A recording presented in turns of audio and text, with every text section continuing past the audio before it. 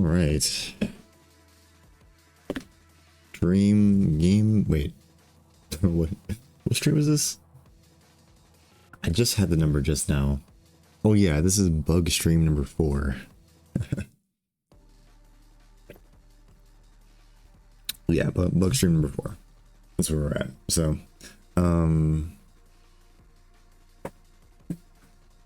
yeah, let's get started. All right, so I guess I have 2 updates. I mean, 1 really. But I guess the first thing I'll say. Let me see. Let me try to think what else I was gonna say.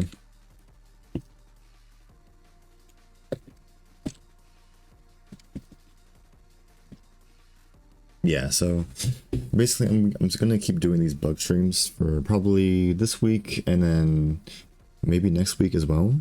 So if anyone was expecting like me to do something more interesting, again, I apologize. But yeah, this is kind of a necessary part of like engine development. You get the interesting adding new cool features and systems and stuff, and then you get everything else. So yeah, that's pretty much where I'm at with the streams right now. The other thing is I'm changing my stream time to 1 p.m. Pacific Standard Time. I think I just realized I wasn't making the 12 p.m. So I might come on earlier than 1 p.m. But I should be online at 1 p.m. Pacific Standard Time for sure. So hopefully I can stop being late because that was bothering me.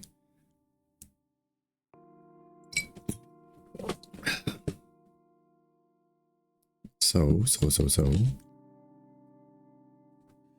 I think that's all the updates I have right now. Let's go ahead and open up the progress board. I don't think the progress board has changed for a few days, really. Oh, actually, wait, hold on. It is cold in here. Let me close this window.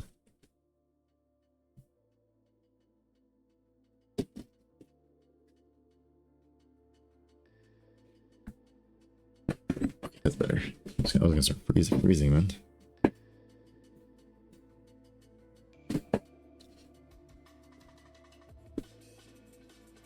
All right, so yeah, we've been refactoring this content browser for I think the past like 2 or 3 streams, and then one of those streams I just spent a bunch of time creating like a string class, like a new string class, which I'm glad I did because I think that'll speed up my engine a bit as I keep adding that into the rest of the engine. But yeah. We're still doing this. I think we're getting pretty close to being done, like moving over the data or moving over the functionality from the previous content browser code to the new content browser code. So we're getting pretty close. I think really all we have to do is just get the grid set up and then just get all that functionality moved over and we should be good. So yeah, I think that's where we left off. I think we'll just go ahead and continue. Oh my god. All right. Oh, one more thing. Hold on. So you saw me do 2 commits last stream. I also did one other commit. Basically, the commit that I pushed broke the engine, so I had to push a quick like commit to like fix the engine. I guess it was a small thing. It was a really small thing. It was just I have issues, or my engine has issues when I try and instantiate a UUID statically, because the UUIDs depend on how do you say, its own static resource, which has weird like what is it called, object lifetime semantics. Statics can get really weird. So but yeah, my solution was just to make that variable not a UUID but a UNT64T, and then everything compiled smooth. So yeah,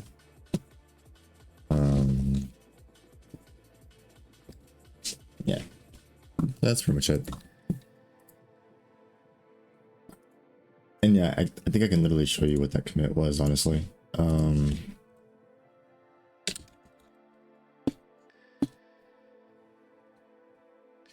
Yeah, it was just this one because it broke my workflow stuff, my CI/CD pipeline, and literally the fix was just to change the UID to a UN64, and that fixed it. So yeah,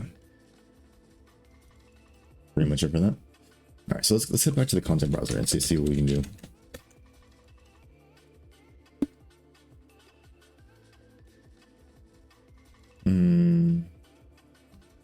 Yeah, this is looking a lot better already, honestly. I can kind of read it.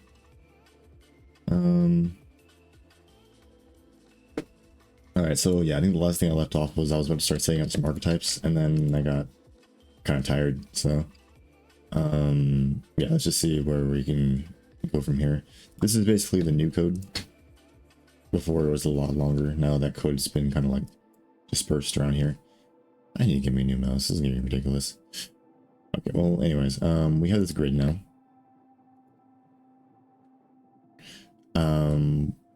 Are we actually drawing the grid? That's a good question.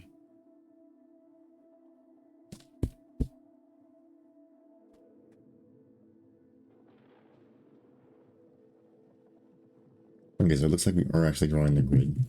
And it looks like we're looping through the current like directory. So we're doing this every frame, right? And I have like a cached directories entries thing going on. It's a vector path. So that's interesting. So I'm wondering if I want to keep this cached directory of paths. I think I will for now until I get everything kind of sorted out, and then I'll start messing with the functionality. But basically the grid setup is already going to be cached for the most part. And then each entry is essentially drawn. It has a how do I say? Has an icon that depends on the file type, which is going to be basically our templates, right? So you know what? First thing I'm going to do, I'm going to start setting up these templates. I think that's what I was trying to do the first time. So we have this new archetype. The new archetype dot m icon. So you know what? I'm going to call this the oh yeah. I think I copied and pasted over this. These things. Yeah, this. So let me bring this over really quick again. Oof. Okay. And let me go ahead and comment this out so it doesn't break anything. But the first one is going to be do we need a none type? I'm just gonna start with directory. Directory arc, and the icon for the directory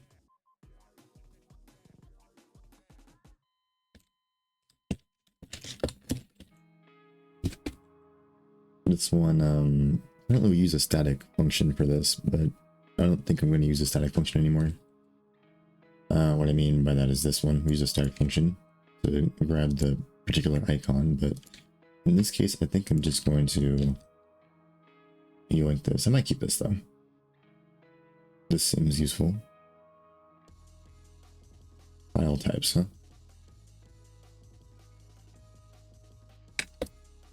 Oh yeah. Okay, yeah. I gotta think about this one. And this one turns into like particular payloads depending on the situation, right? This is for sending them over, so that's fine. I'll think about that. Okay, so let's go ahead and put this here. Go ahead and comment this out for a second. And the one for the directory is this one. Okay. And then we're gonna go ahead and just make one for every other type. So we're gonna do one for image. S icon image. And then this one's gonna be image arc. Image arc.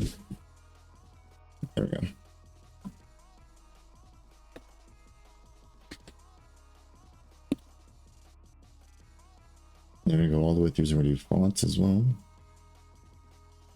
Oh, we're gonna do audio. So there's gonna be just a little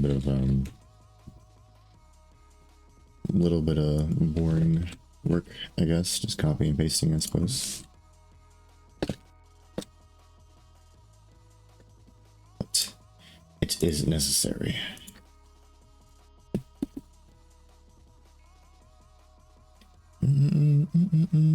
Alright, let's just do these two.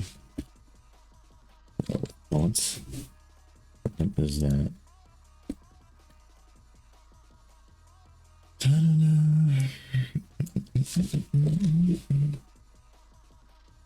Alright. User interface now.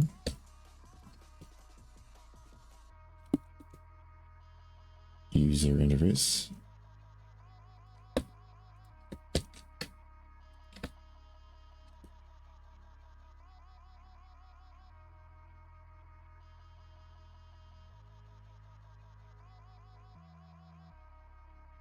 User interface. Okay, I guess it's more clear.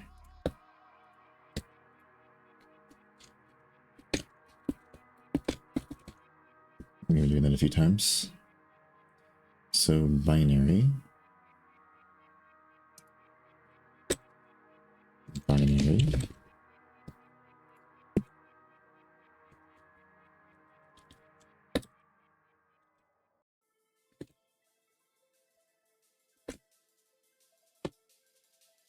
Okay. Registry.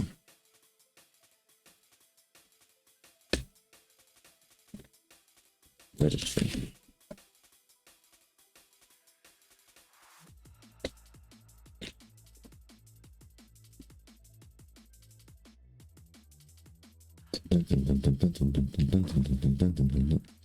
All right, so you've seen.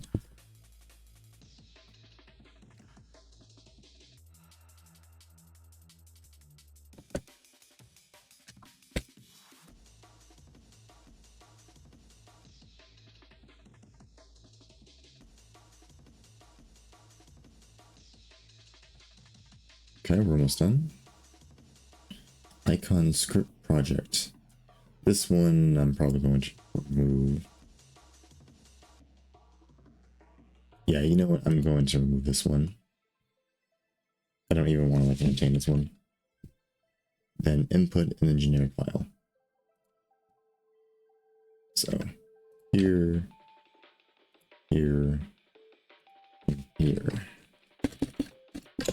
Input.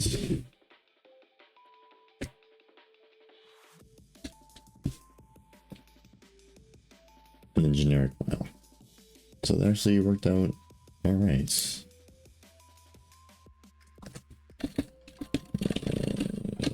Generic.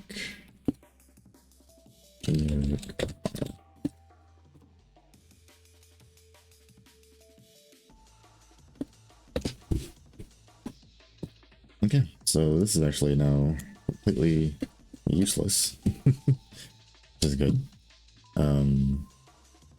Yeah, we don't need to keep rebuilding these archetypes every time.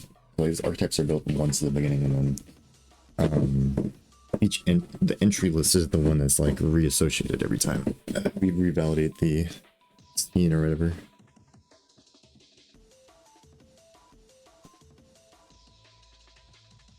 Well, not revalidate the scene, revalidate the current displayed cache, right?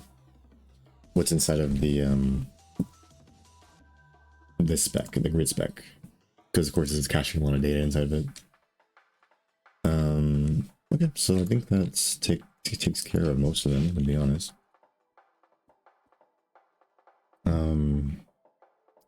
One thing I might do really quick is head up to this and just get rid of this. I don't think I'm saving anything in particular, so me changing these shouldn't mess with anything like serialized or anything.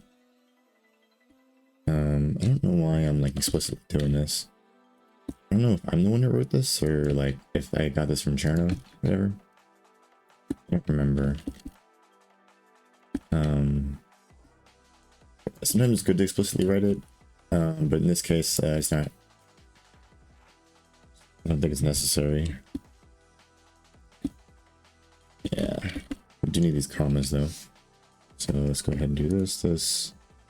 What was that? Yeah, I messed up this one, so.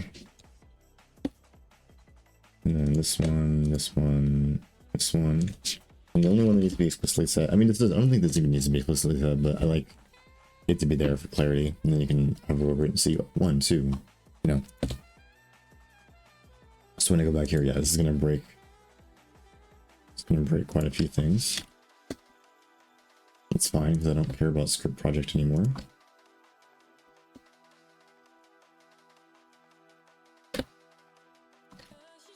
I might add a few types as well soon, but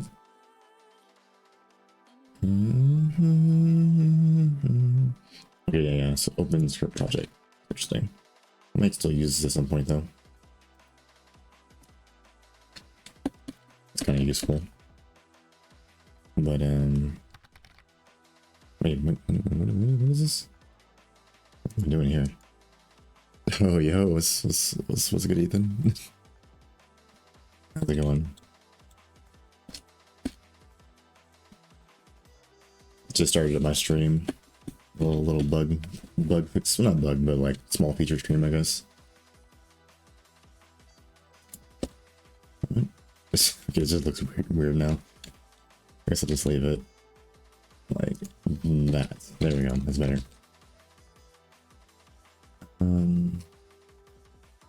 Let's see. Where is this one gonna go? Yeah, right now I'm rewriting my content browser. Yeah, it's coming along. I think the previous few streams, like I think 3 streams ago, I finished working on like adding in like an AI system. So like you can kind of like it's like the framework for the AI, and then I added it to like my Pong game. And then this stream, these few past streams have just been me dealing with all the bugs that I was ignoring, and just like little things I wanted to add before I do anything else major. I can show you where it's at right now. Let me see if it compiles though. I'm not too sure if it will compile. Well, I'll just see if this works. But yeah, you know, normal game engine stuff, I guess. This UI and stuff.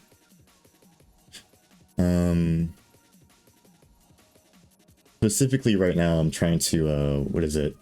Transfer over my content browser to like a new UI system, because I have a like my UI system is built on IMGUI, and this content browser currently is written directly in IMGUI, but I'm trying to get all this abstracted into my own little widgets that I build, and then so it's not so messy, I guess. Let me see. Oh, its music is loud. Let me turn it down a little bit.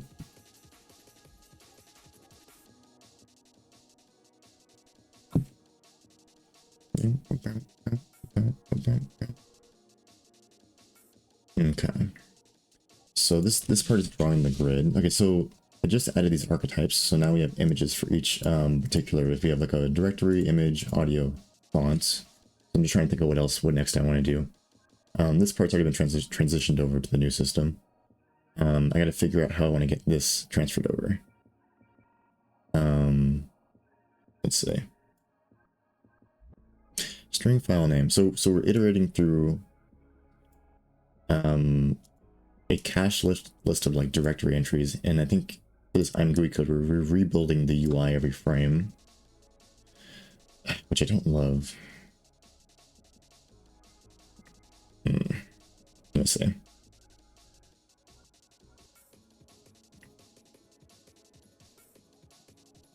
Okay, yeah, I think it's almost up. Oh, yeah, I forgot. Yesterday I had a bug with my testing, so I was fixing up my testing. Where is didn't realize I was compiling that version.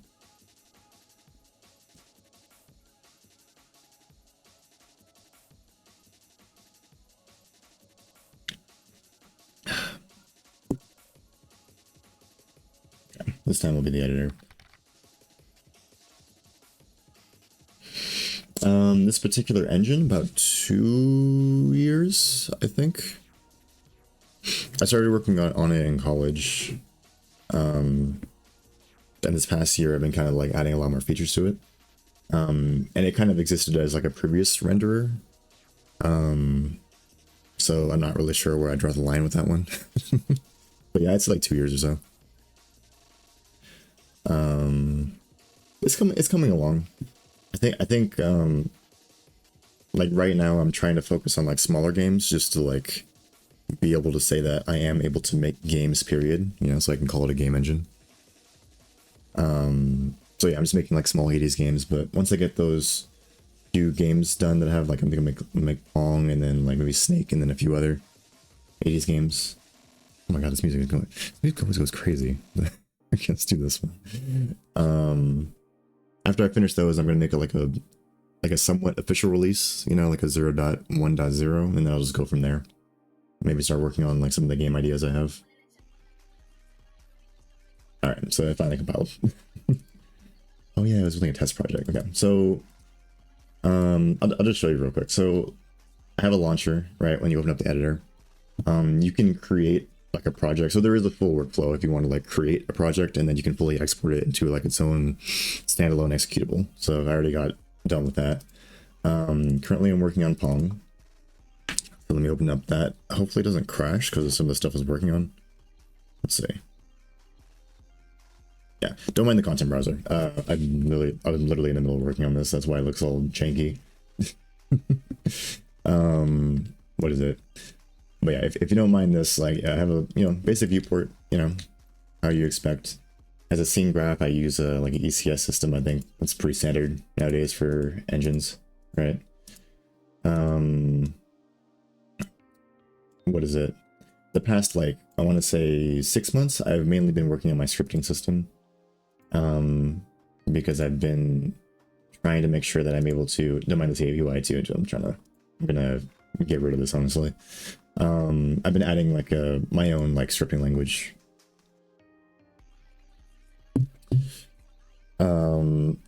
Let's see. So it has like, like autocomplete, like linting support and whatnot, Yeah, it's just me. It's kind of like a passion project for me, honestly.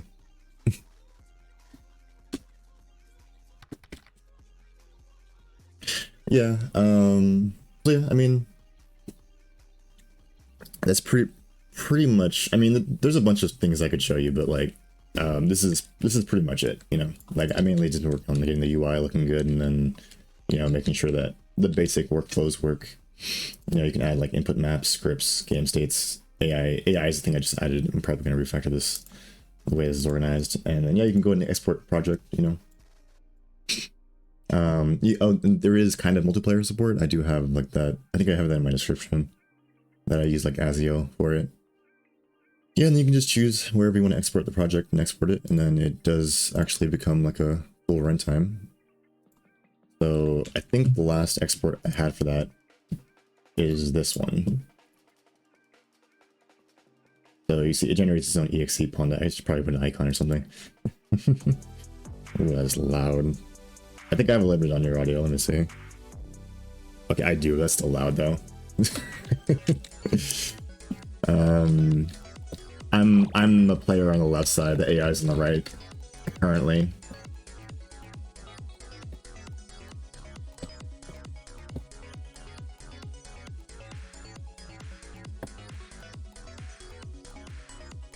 But yeah, local multiplayer online does work, but I have to like set up a dedicated server before it's like really working. Yeah, there's some issues with like trying to get like peer-to-peer working with that, so if I can get to that point, that would be nice. Oh shoot. Wait, where's gotta check my chatty. Oh yeah, dude, yeah, appreciate the follow. I heard the noise, but sometimes I can't tell like what's happening. Yeah, thank you. So yeah, yeah, right now, yeah, I'm still just trying to figure out how to get this thing set up. So, for the content browser. So, and actually, I kind of want to look at this myself too to like kind of get my framing right. So this is not what it's supposed to look like. What it's supposed to look like is like this. And basically, again, like this was written directly in IMGUI, and then this one I'm trying to I kind of write, like it's still using IMGUI, but again, like I'm trying to like write it within my own widgets. So I have successfully moved it into its own widget, so now I'm just trying to get this to use the widget now, and then it makes my code a lot easier to reason about. And then I'm doing this content browser thing because after I finished the AI system, my file system was so messy, and I want to fix it. So this is kind of my first step. Okay, so yeah, start file browser. Let's see. I think how I want to handle this. I guess it's revalidating in every frame, so maybe I should just keep that for now. And this is the IMGUI code that like starts the actual like images. So yeah, I gotta think. Okay, let me. Do I want to revalidate it? Or... Oh, yeah. Okay, so you know what? I'm gonna do this up here. So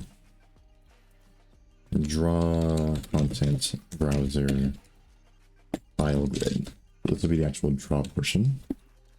And then above this, I'll be saying revalidate files system folder directory. I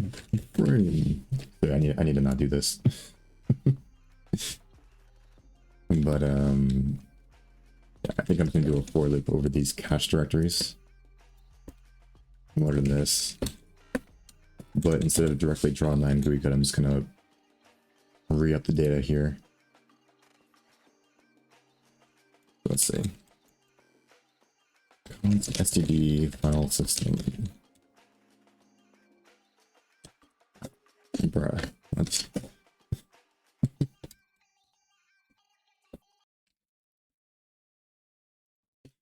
Do you work on any projects, or do you do software engineering?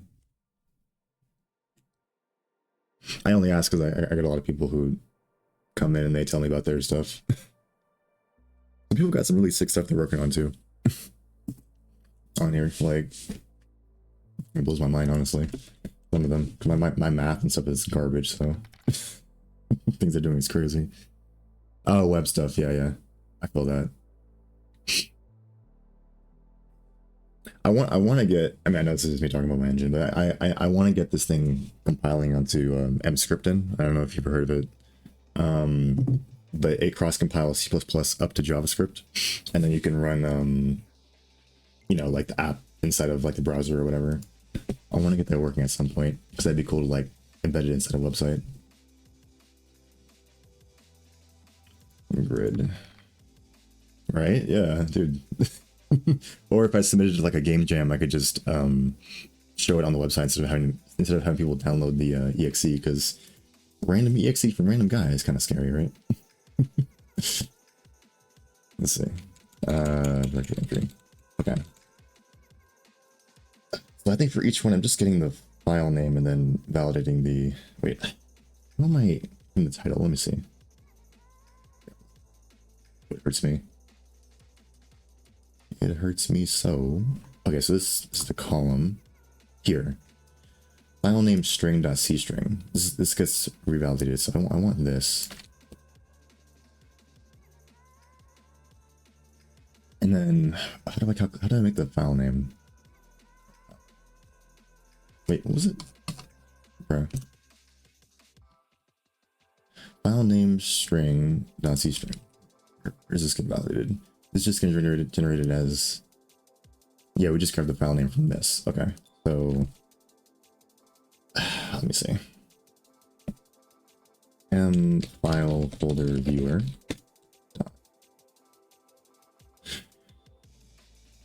Do I want to clear entries and then add entries every frame? I don't.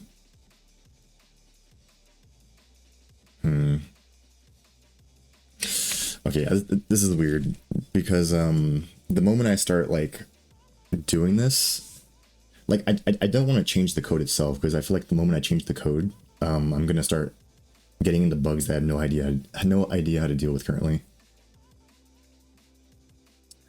So I don't know. Let me see.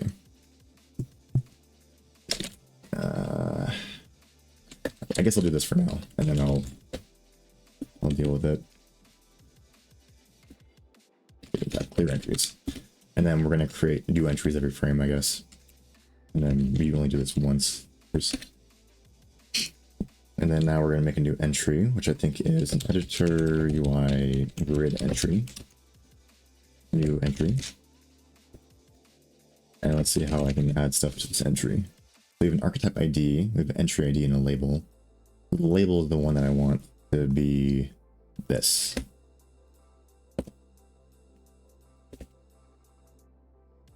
And what? Oh, maybe it just needs to be straight up a C string. I think this label is, wait, what? What's wrong? Fixed string path value type. What do you mean? It's a C string, right? Oh, it turned into what? Okay, I guess. Okay, that should work. There we go. Value type. All right, so that should validate that. Let's see.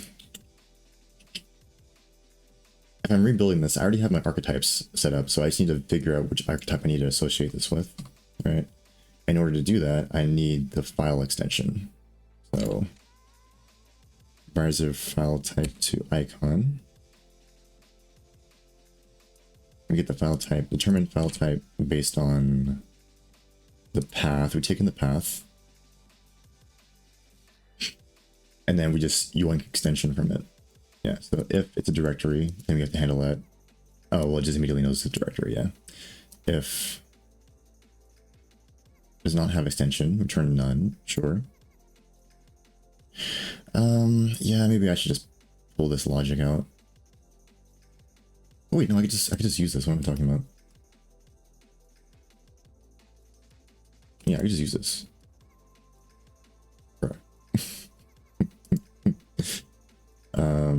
So we get a type out of this.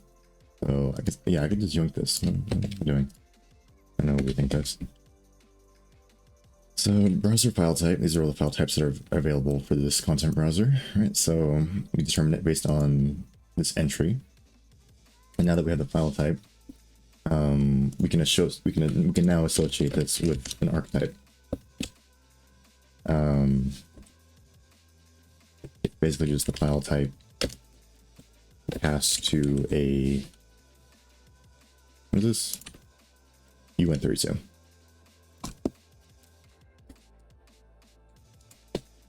And this is just an enum anyways, which I don't know what the default type is. It's something, it's just an integer, it'll be fine. I think the last thing is new entry dots. Okay, I think the entry ID, I could set it here, but I think when I associate this entry with the grid, it validates it itself. So I think we're good. Maybe I should create entry and associate appropriate archetype. There we go.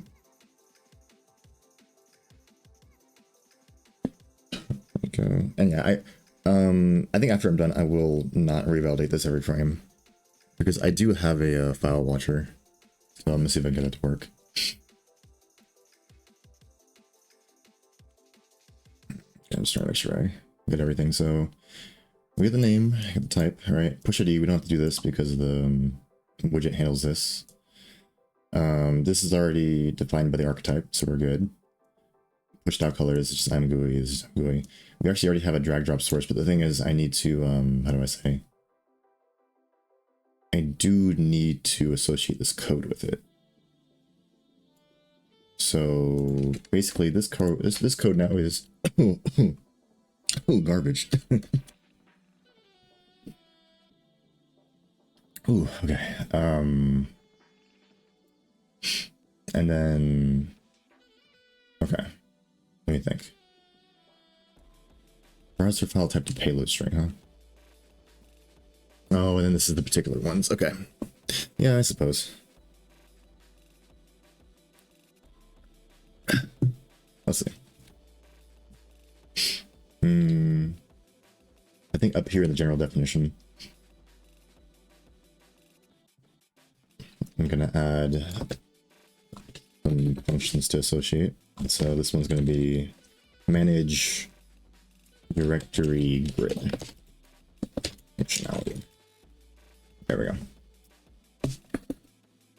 And this first one's going to deal with the payloads, right? Because we need to deal with the payloads. So on grid,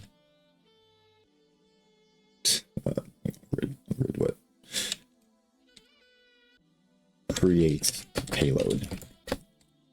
And I think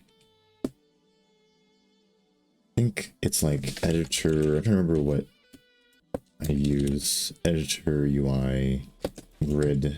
Maybe it's payload something. Yeah, drag drop payload. That's what it is. Reference payload. Because basically, if you create a payload for my API, right?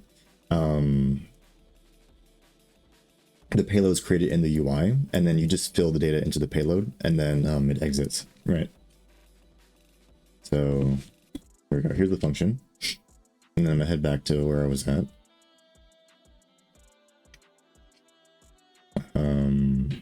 Yeah, and all this stuff is already managed. I just need to. Okay, let me just yoink it actually. Yoink this, bring it up to here, his own little function. And then, let's see, directory entry, huh? Oh, this is per entry. Oh, okay.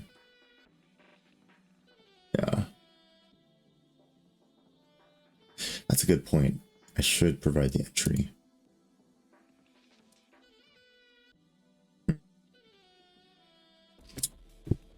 Yeah, okay. Okay, I gotta think about that for a second.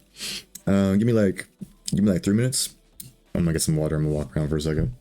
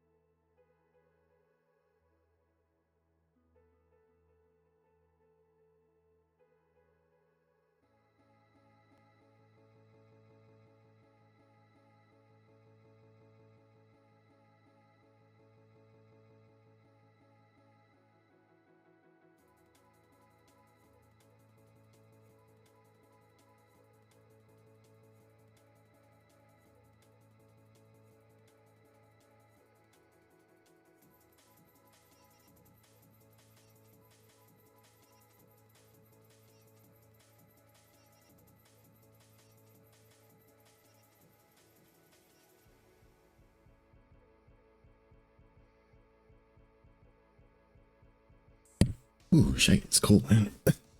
Let me see.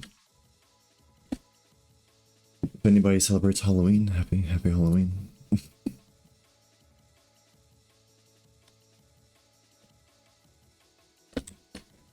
Let me see. Halloween over here's been kind of quiet for some reason. I don't know why. I feel like past few years people have been like doing it less and less. Ooh. Oh dang. Let's see. On grid create payload. Okay. So I think I need data. Hell yeah, man. Happy Halloween. Let's go.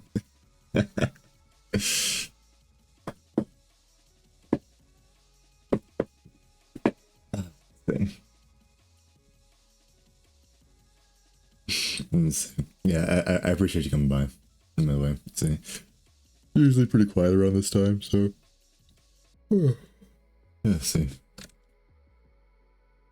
don't know what to do here. Don't know what to do here. I'm thinking maybe I should just provide the actual entry right here. I guess. Because I think this assumes that I already kind of know what's going on here, but in this case I actually do need like the per entry information. So yeah, I might actually have to reconfigure this a bit.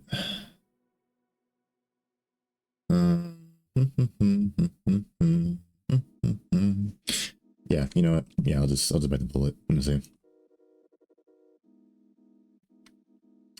Where's my editor UI stuff anyways? There.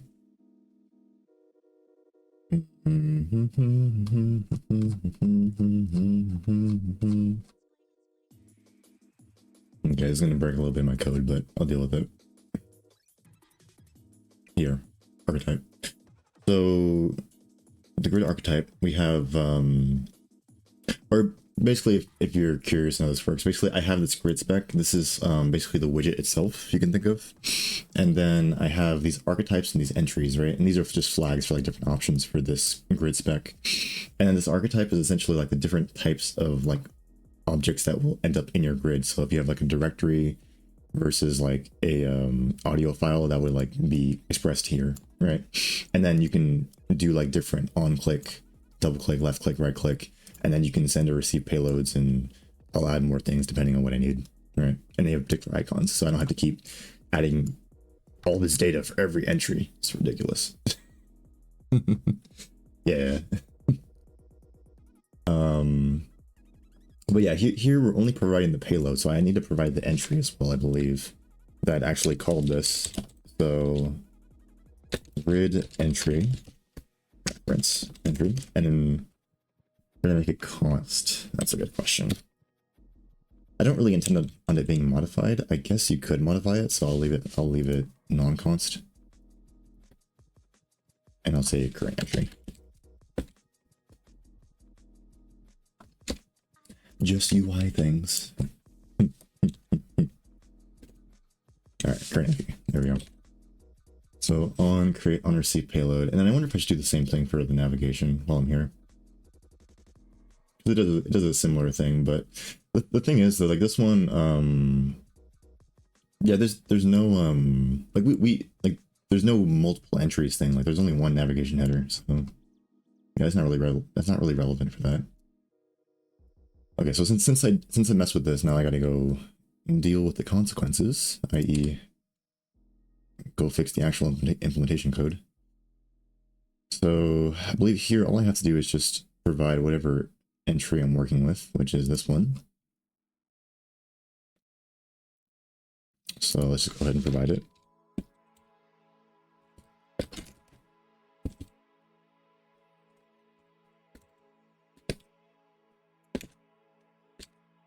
All right, looking good. So yeah, that should. Is that gonna break any code? I think in my testing code it might. Let me go see.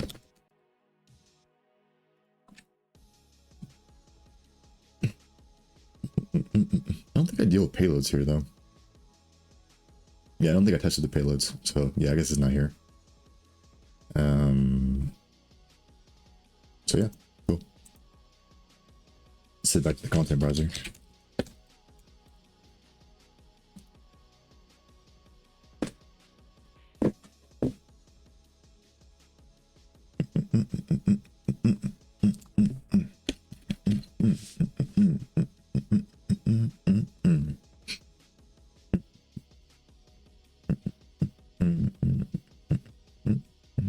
Just because I don't have a file type, that's fine. This was already broken, so yeah. Editor UI, and then we're gonna add the entry, so grid entry. Current entry.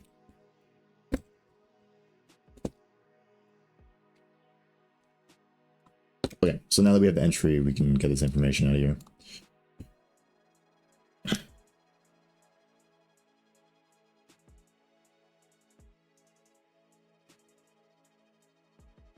Wait, okay, so what is going on here?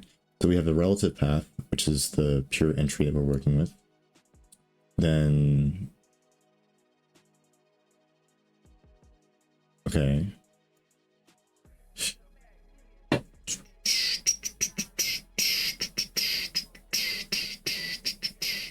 Okay, yeah. Because we're getting the file path, and then we're, how do you say? We use the IMGUI API to set the drag drop payload, which provides the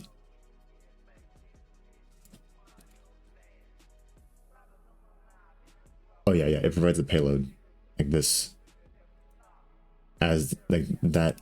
This C string is the payload, right? And then I don't know why I had to put because I returned it as SD string for some reason. And then what's the next part of this? I always forget.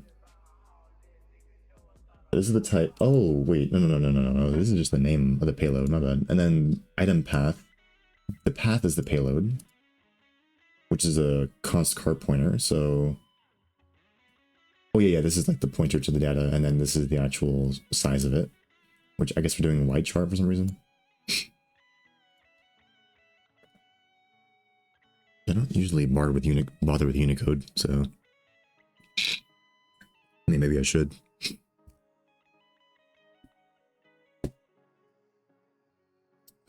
Okay. Yeah, this is interesting. One of the things I don't directly have this, like I have this entry, maybe, yeah, it just has a label and then like a UID or type. Oh, okay.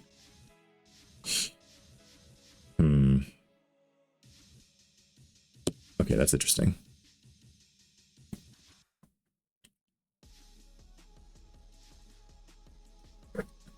So how do I send the file path along with this? Okay, well, I should be aware of what current directory I'm in, right? So I can get the current asset directory, and then basically I can append the file name to current directory. You're being overly verbose, but whatever. Yeah, because we're always aware of this. This is like a static thing in the content browser. And then if we append the file name, then this will essentially be the exact same thing as this.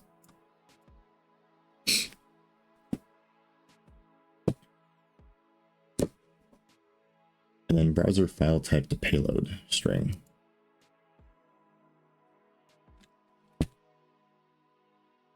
This one, I can get the archetype from this entry, and then I can use that archetype to like cast back into like a browser file type, and then I can go ahead and get this. So that'll work. And then the size is just a C string, so I can figure that out. Okay, so what is the current asset directory? I think I have that labeled somewhere. Base directory, current directory, longest recent path. So this is for like navigation inside the directory. The base directory, I'm assuming, is just the asset directory. I think my current directory is my current directory, and the longest path is like whatever furthest reaching out you were. So I think it's this one. And this is all my cached entries. Yeah. Good thing I named it like this. Sometimes I don't. Current directory. So we already had this. And then I think you could just append this type of thing. Append the file name to current content browser directory.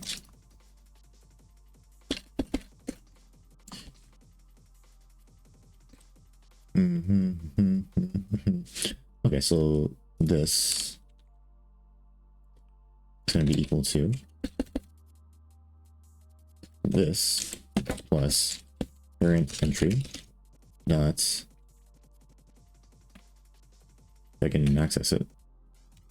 Is it? I'll let you, come on. You got this, I believe in you.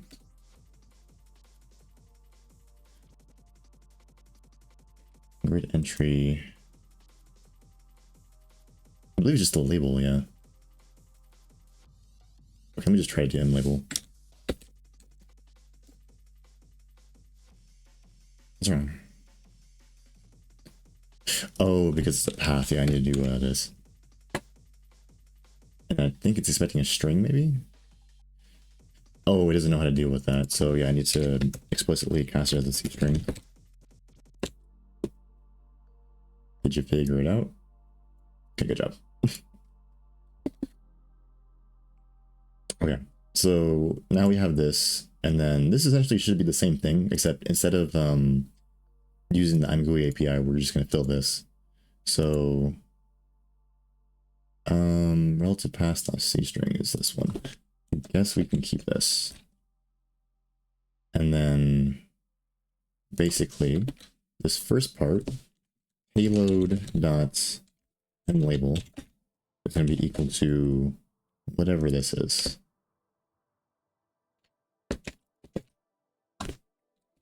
And file type. Am I missing something? Was there? Oh, right. It's the file type from there. But we don't have that active available, so. Oh yeah, I said I was gonna get it from there. Okay, so let me get file type from archetype. Or actually, no, it's easier than that. Like it's literally just current entry dot archetype ID is the exact same thing as this. I just need to cast it into a browser file type. There we go. And then we're good.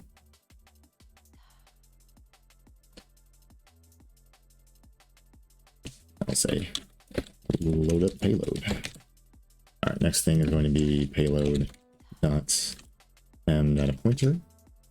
That's going to be the beginning parts of the item path. It's a C string pointer, so we got that. I think.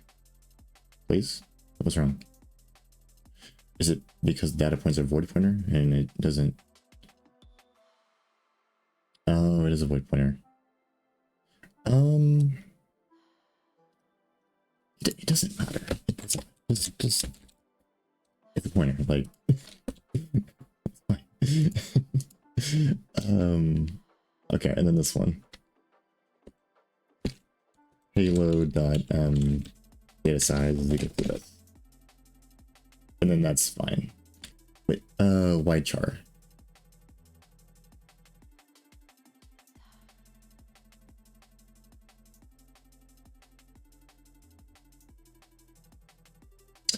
Oh, I need to be careful about that. Yeah, I need to be careful about that because this data is going to fall off the stack. This worked fine because we were directly making this call and then ImGUI takes over the lifetime of the data. But I can't do that here. This is going to fall off the stack and then it's going to be invalid data. How did I do this before then? Maybe I make it static. It's kind of messy though.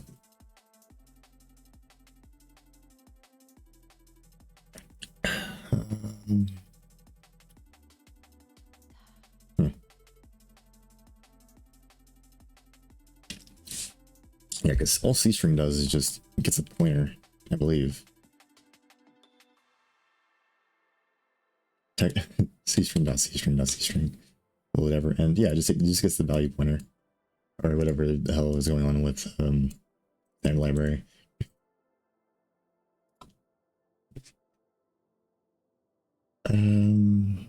So yeah, the data that it's pointing to is this. So this gets, when this falls off the stack, it gets invalidated. Oh.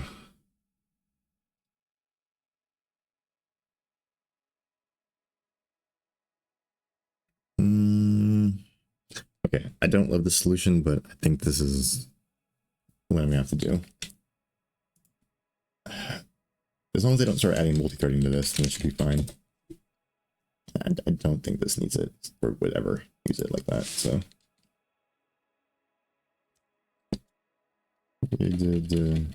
It's just a pointer. This is the pointer, it's fine.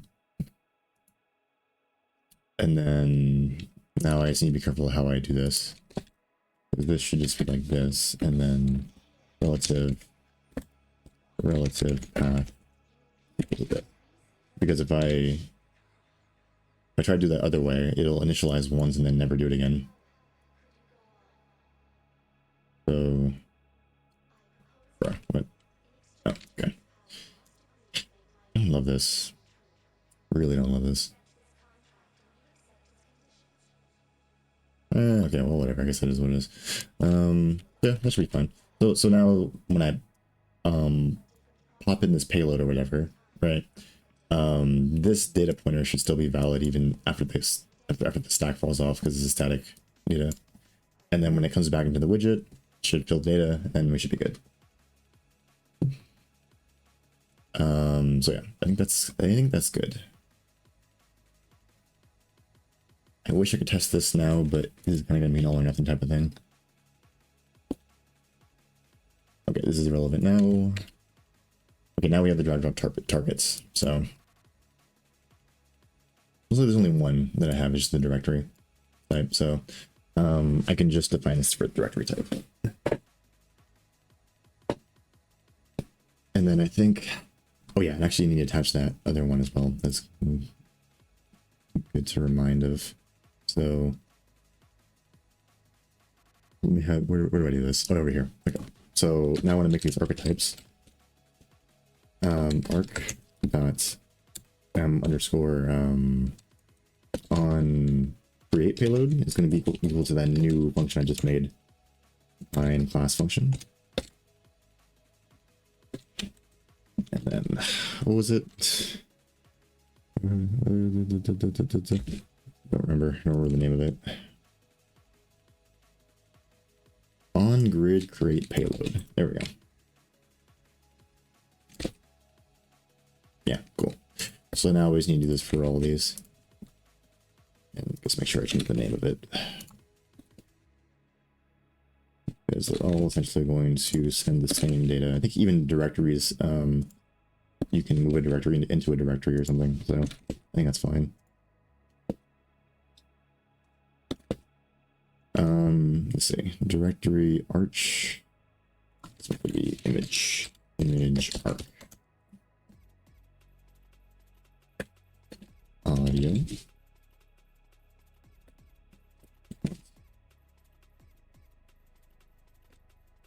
Interface. Binary. Registry. Theme. No. And no. Alright, cool. So now all these can generate payloads. The only one here that should receive a payload, though, is a directory. You wouldn't drag an audio into an image, doesn't make any sense. So where do I do that? Here, right? This is basically the code for it. So I can just yoink this. Yoink. And where do I... My brain's not working. I think it's here. Yeah. Receive payload. And then in this case, let me just paste this for a second.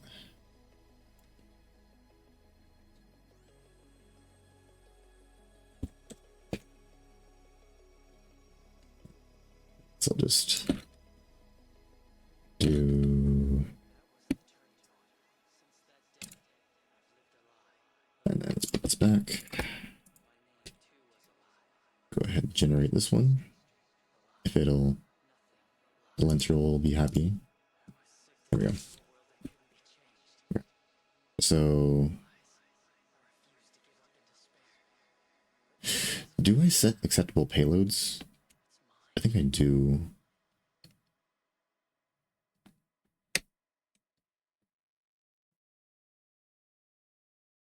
Yeah. Okay, right.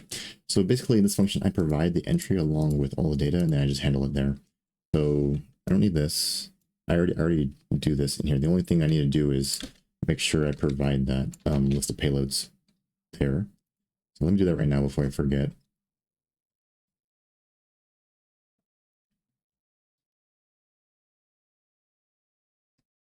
Directory, I think. Directory arc dot m on receive acceptable payloads. Yep, and then we set this. And then yeah, there's like some weird thing I need to do with this. So let me the music.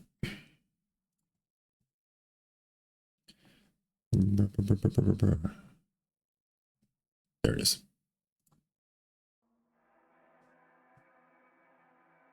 I think I do something weird for this. Let me go find, yeah, this thing. Whatever's going on here, I don't know.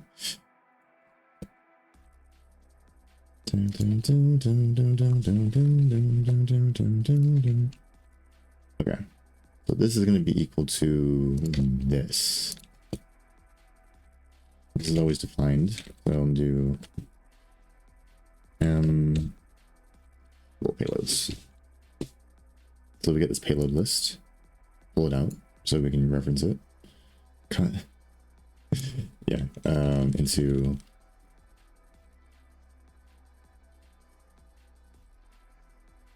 directory arc. Main directory arc. Yeah, let me get rid of that. This one, I gotta make sure I, oh yeah, so new payload list, new payload list, new payload list. As content browser payloads, that's the same. This one's good. This, whatever was going on with this, because I had some off by one error or something. Okay, and I think we're good. Yeah, so this should copy it over. Don't love this code though. Whatever. All right, so now the payload list should be available for the directory to check. And let's see. All right. So these checks are necessary since they're already done. We don't need a break because that's already handled by the grid. The only thing we need to do is just handle the data. And the data should already be in the correct format, should already be working. The only thing is move file to directory. Ugh. Okay. Directory entry, huh?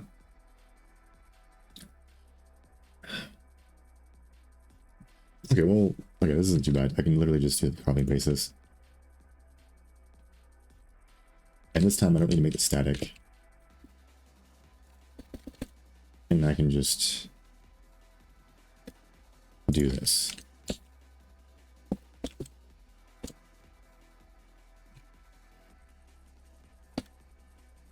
Okay, we don't need any item path or anything.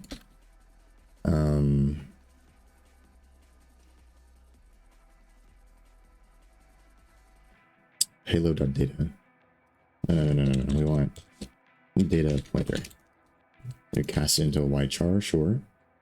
And then C string, so it already understands how long it's supposed to be because of the null terminator. And then move file to directory. And then basically what we want is the path.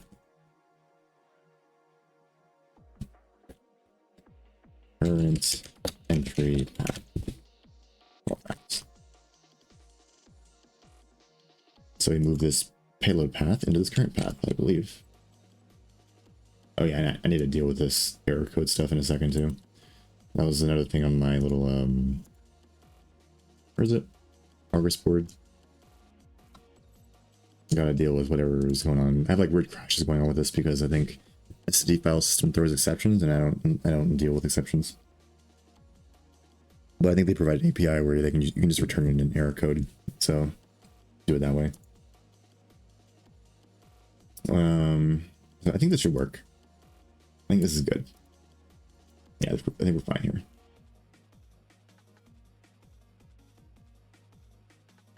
So yeah, this is Warbage now. Okay, what is this? Is item hovered?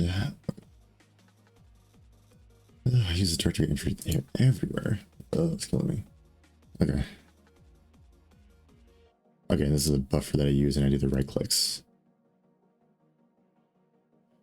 And then these are just my pop-up modals. I already have a pop-up API or pop-up widget myself, so I'll deal with this myself in a moment.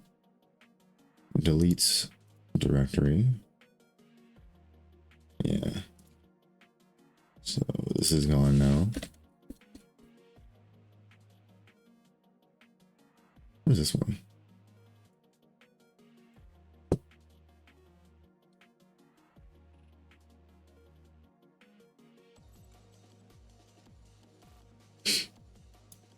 Okay, I'm just stalling. All right, let's see. So I think this is on double left click, and it just checks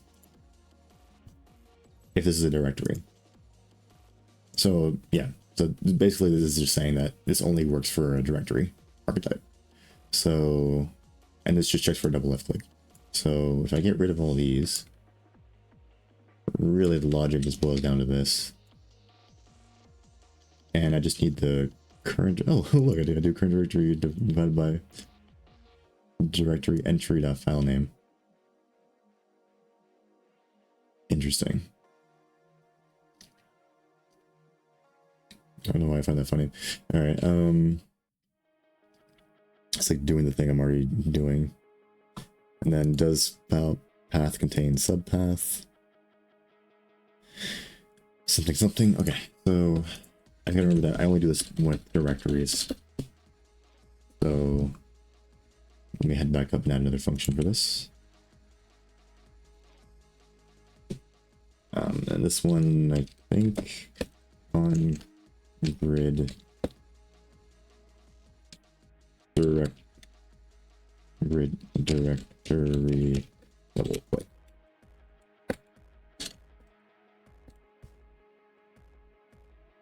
And then I don't remember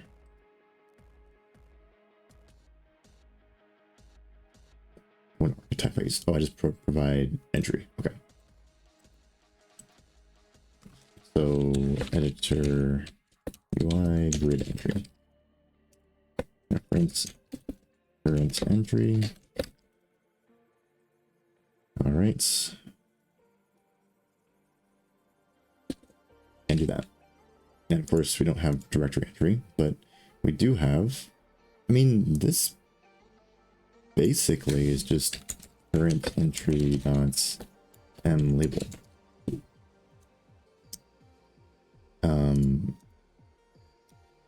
C string. I guess it doesn't want to. I have an automatic overload for that, but I guess this doesn't want to recognize that this can be recognized as a C string or operator overload, is that what it's called? Yeah.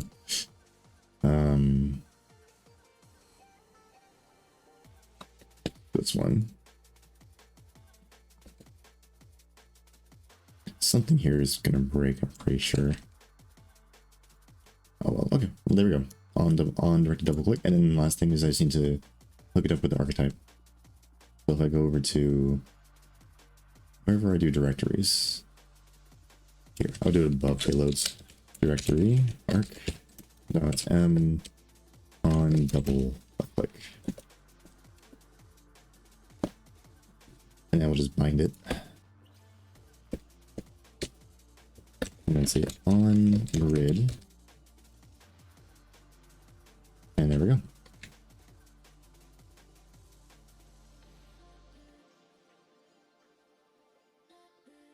Okay, and this one is interesting. This is basically setting up for like a right click tooltip type of deal, like this basically. I just added a tooltip API. I gotta remember how I set that up though.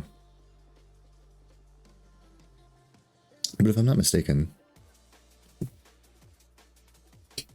basically all of these are for the right click. This is right click options. And then there's a bunch of logic for like, this, yeah, getting rid of this logic. This is horrible, in my opinion. And then if on delete modal, then we pop up one of either delete file, delete directory. I have a new file name one. What is this? Since I have another modal or something. If rename pop up. Oh, for renaming the file, right? Okay. And then if any item is hovered, if right click options, wait, what is this? If any item is hovered. Oh, if any item is not hovered. Oh, this is how I handle like just general like, okay. Yeah, this has nothing to do with the grid, I believe. This is just like my general right click. If I'm not right clicking something in particular. So I can open a file explorer, I can create a new directory. Okay, that's it. Okay, so I don't actually don't really need to worry about this right now. I can just leave this alone. This is garbage, I can get rid of this. Car, would you? Okay, nice. So basically, at this point, I'm just handling the right clicks and I'm done. So that's kind of a relief. Ooh, let's see.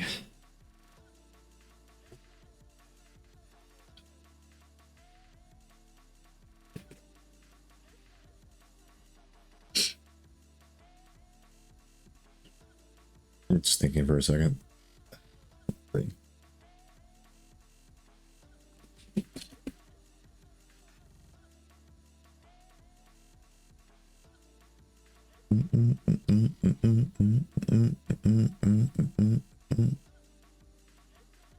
Start file browser. Right is hovered.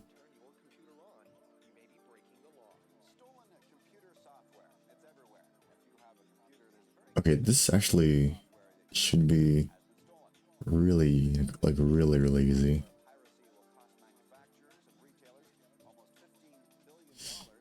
These will pop up modals. So these ones I need to make new pop-ups for. So I have on rename, on delete, and then on delete directory, I guess. Okay. If open delete model, and then we open these pop-ups, and then these are actual pop-ups, which I have a weird thing going on. Okay, so I think the first, like, let me organize my thoughts. I think there's too many things going on in my head right now.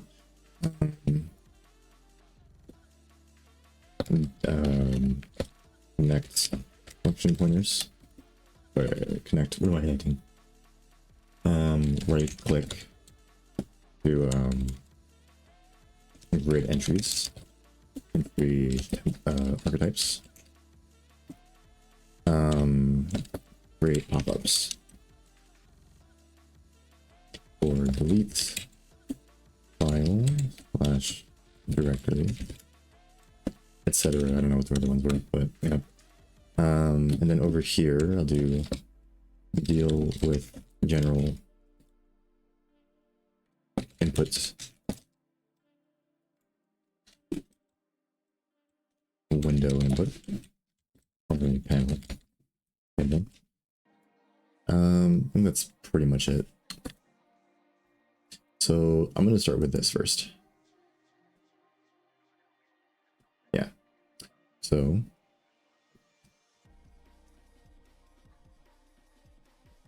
set up here.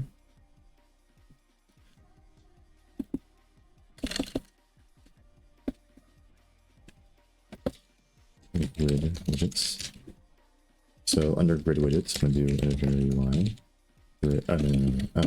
Generic pop-up, I think it's what it's called. Generic pop-up spec, yeah. Delete file. Pop-up. Next one is going to be delete directory pop-up. And this one's going to be whatever else I was doing, I think. Let me see.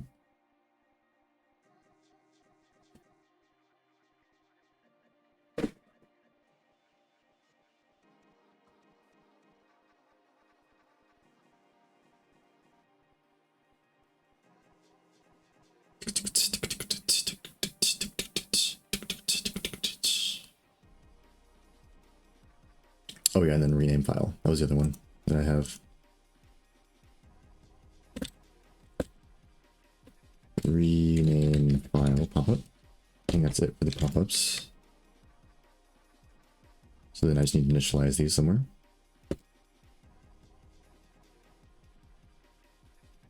Creator. I might use some lambdas for these. Looks like pretty simple.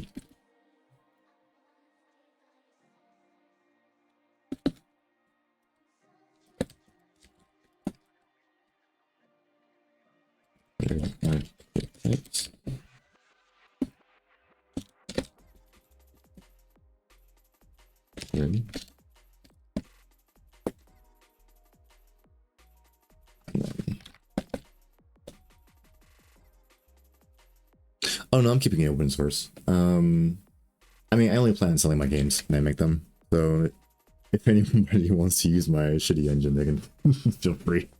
I don't know why. You could just use Unity or something else, but if anyone feels so inclined to use it at any point, like, yeah, I'm gonna leave it open source. I'm mainly making it for like my own entertainment.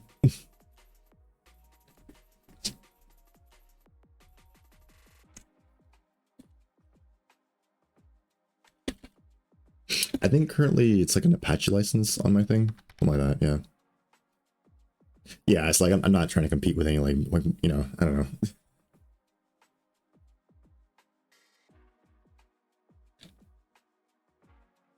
I mean, some people are, you know, more power to them, you know. But I'm just one dude trying to make a little thing, so. Let me see. Initialize pop-ups. Initialize grid pop-ups.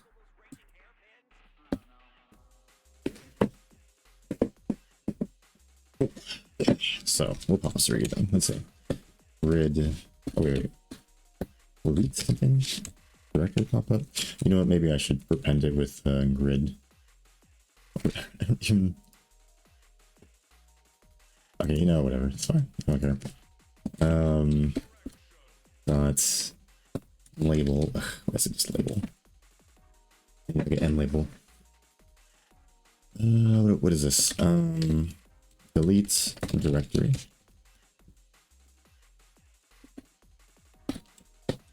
Delete.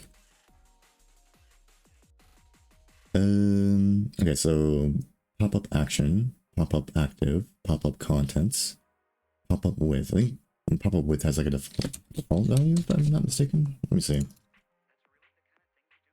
Yeah, I put it at 700. I think that's fine. Maybe I'll put, I hate putting like magic numbers in. For sure, yeah. The cat's chilling.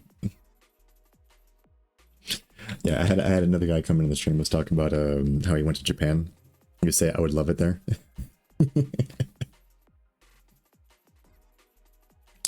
The cat cafes do sound nice.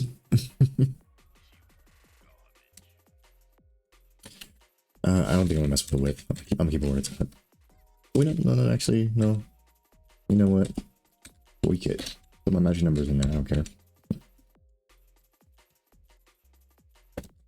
Yeah, future me will deal with that. Future cat will deal with that.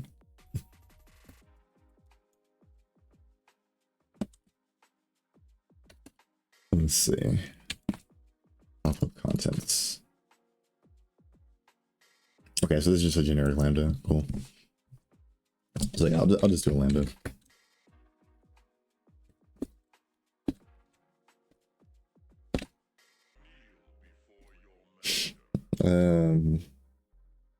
What do I put in the lambda? I don't know. Do I want to? Yeah, wait, no, just... Oh wait, and I need... Okay, so this is pop-up contents, and then I also need onConfirm.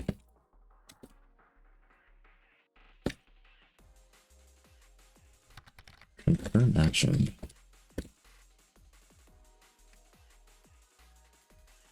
You said ammonia? For sure. Yeah, them cats, man. Yeah, I don't know. My cat's, I don't know. She's like, how old is she now? I think she's like 17 or 18, something like that. She's getting up there. Um, I don't know. She's been peeing my bed recently. It's kind of sad. I don't know. But I remember one time, like, what is it? Like because before I thought she was peeing in the bed on accident. I mean, I think she's just like finding wherever she like smells it, and then she, you know how animals do. But I just found her one time, like she just walked over, and then like I thought she was doing it in her sleep or something. So I was like, oh okay. I'm like, I mean, she's just old lady, but she just waltzed over there and then like looked me in the eye and then just started peeing, and I was like, oh okay. You just got a mission. You got a grudge. Whatever, man. Oh, you too. Yeah, right, right. Like they keep kicking, right?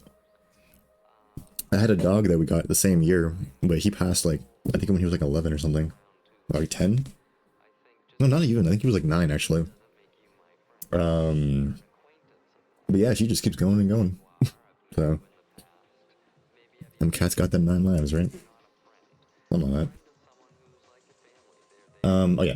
By the way, this pop-up thing, I'm just gonna, you know, thing like a pretty basic pop-up thing. It's got a name, pop-up width. I should probably put like some like defines for these things instead of having them as like this, like small, medium, large, whatever.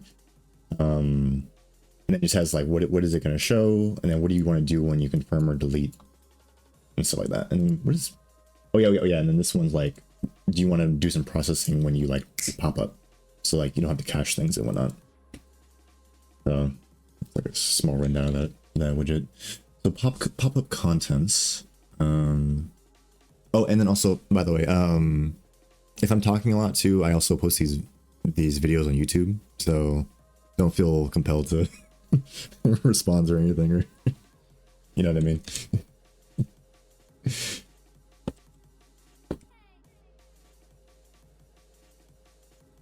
Well, let me see. Pop-up content. I think I can just copy and paste what I was doing here. This one's the delete directory one. For sure, for sure. Well, hey, there you go. Let's see. Delete file, delete directory. Yeah, I was working on this thing for like a long time, like by myself, and it is really nice to just be able to like kind of talk out my what I'm doing.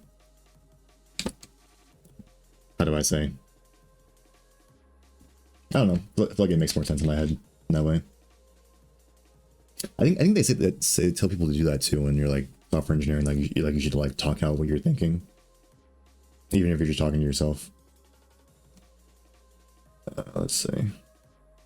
So, are you sure you want to delete this directory? Yeah, I think I have like a text thing for this. Let me see. Editor UI text. Is it edit text now? I don't know. Wait, what? Oh wait, no. It's service. Yeah. Don't love that. I love the way I do that, but label text and then something text. Isn't there like a normal text I have somewhere? Go look.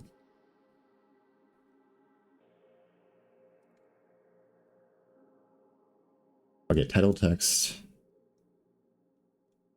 Yeah, I just text. Like, why don't I see it?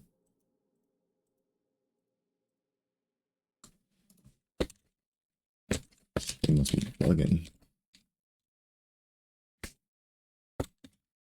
Yeah, I just, okay, so let's just do this.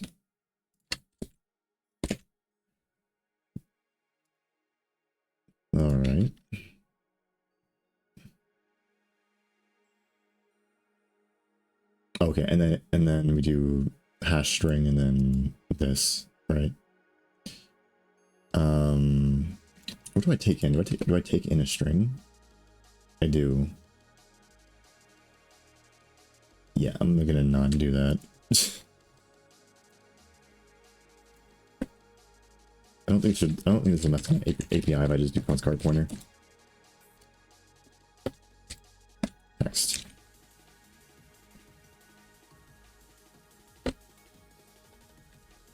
Trying to transition away from using strings everywhere because I've been doing that for a long time.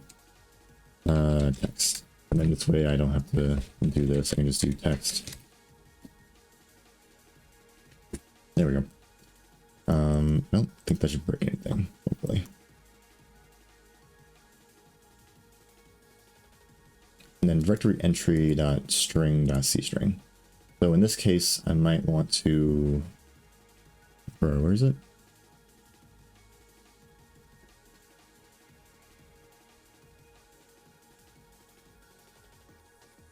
What am I doing? What am I doing? What am I doing in my life?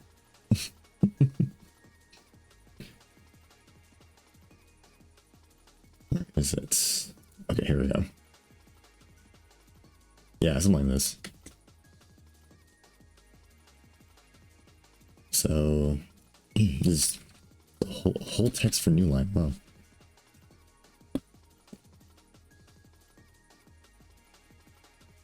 Because it needs a reference. There we go. It's not aware of the current entry. Yeah, okay. Yeah, okay, that's interesting.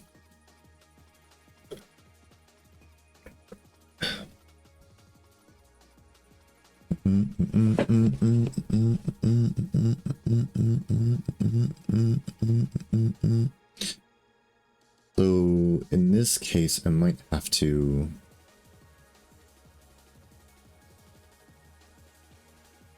UI.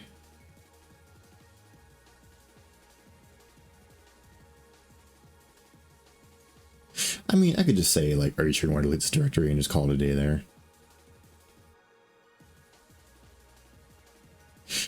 Yeah, how do I get this data?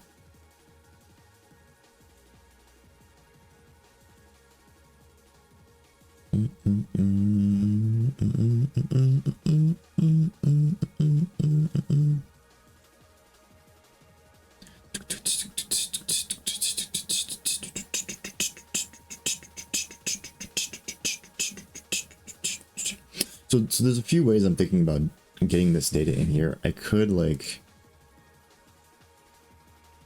the way I handle this in some of my other panels when I can't get the particular data is I just provide the data inside the panel itself. I just cache it somewhere, and then I'll just use that through all my widgets.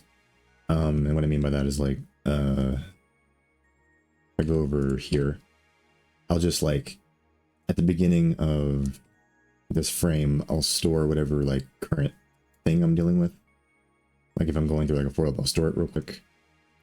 And then while I'm going through the logic of like processing each element, if I store it in the panel, like right here somewhere, then I can access it in one of these lambdas.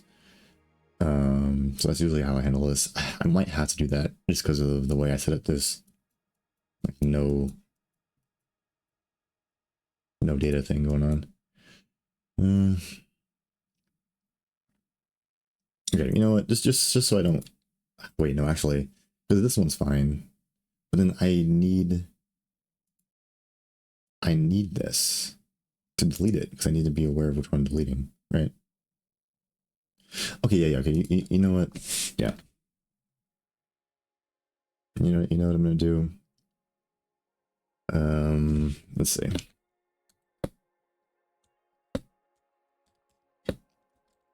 Great. Pop up. Wait, but the pop-up action doesn't actually solve anything.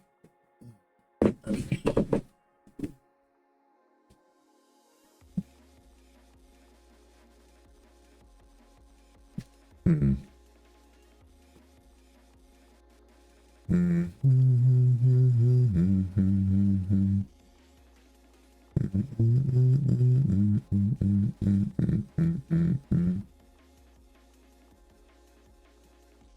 This just kind of assumes that we have. Okay.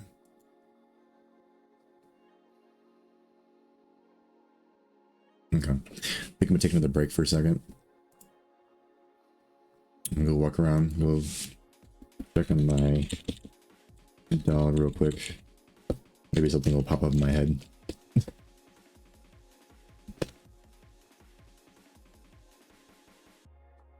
BRB.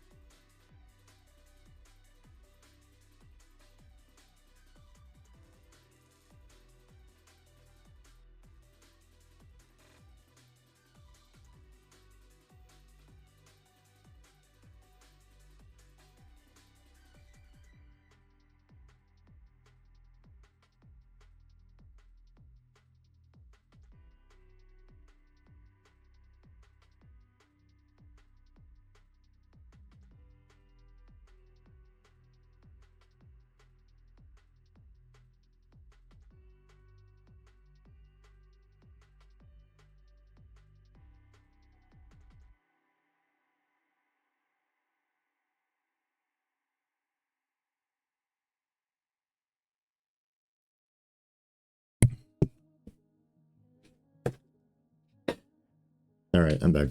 I just realized how to do this. So yeah, I'm basically going to do what I said I was going to do, but I just didn't remember how I did it previously, but now I remember how I did it. So here I'm going to go ahead and add like another path. And then I would say, let's see, file to modify. Cache. Yeah, something like this, I don't know. But this will be like the generic, like if I am doing some action on a particular file, I'll store it into this cache, and then this is what I'll pull out of cache. Or this is what I'll actually modify inside of the pop-up. So let's see.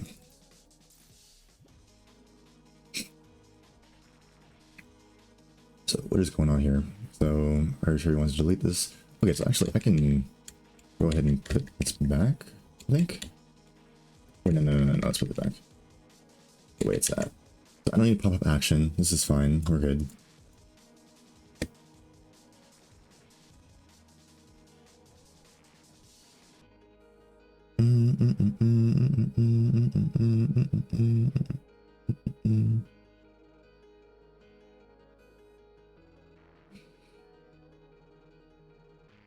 All right, and then we don't need to initialize this or anything. Basically, I'm just going to do this. And then I'm going to do editor. I don't want to do a separator. I guess I'll just see how it ends up looking later, but I'll just get all the information on the page right now. Delete directory. Actually, maybe I'll make the title. Are you sure? Are you sure?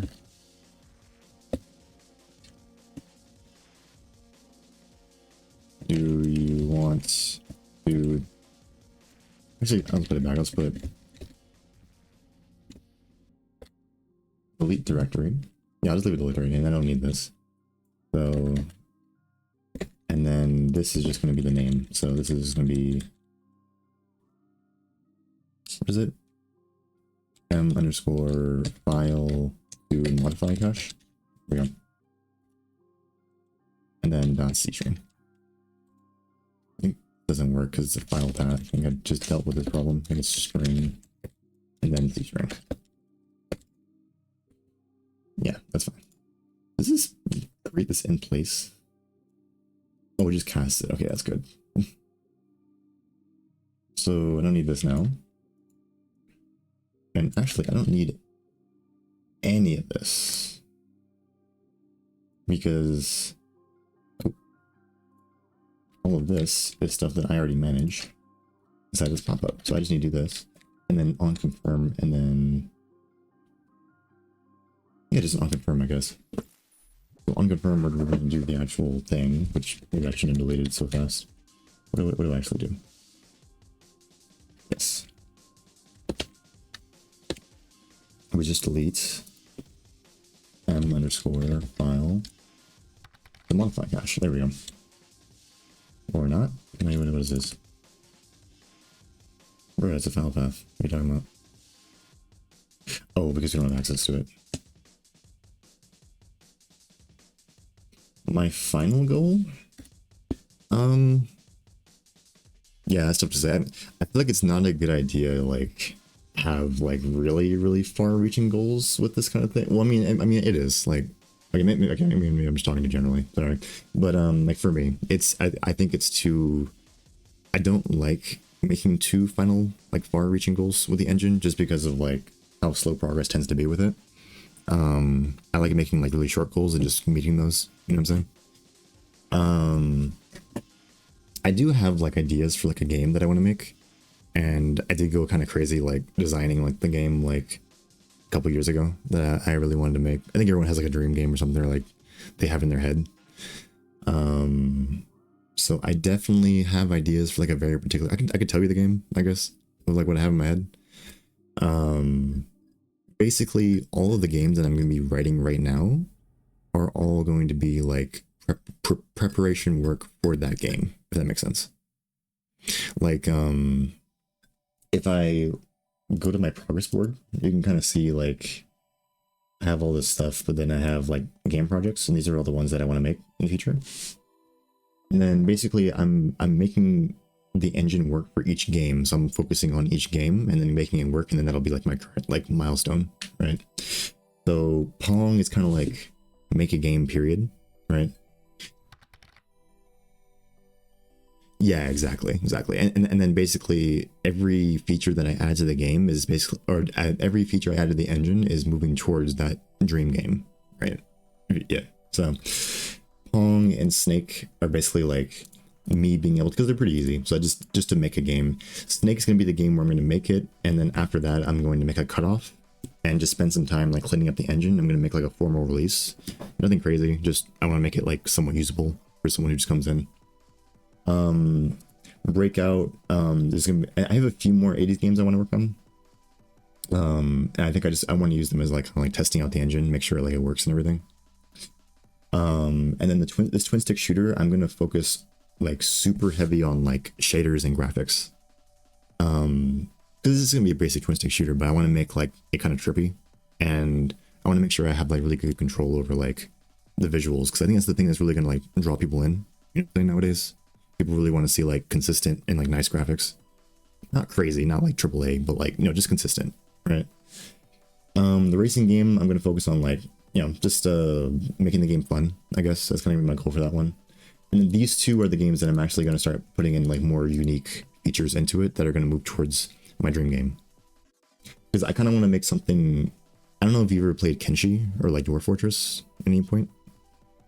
I'm kind of thinking of like a game like similar in that vein, right?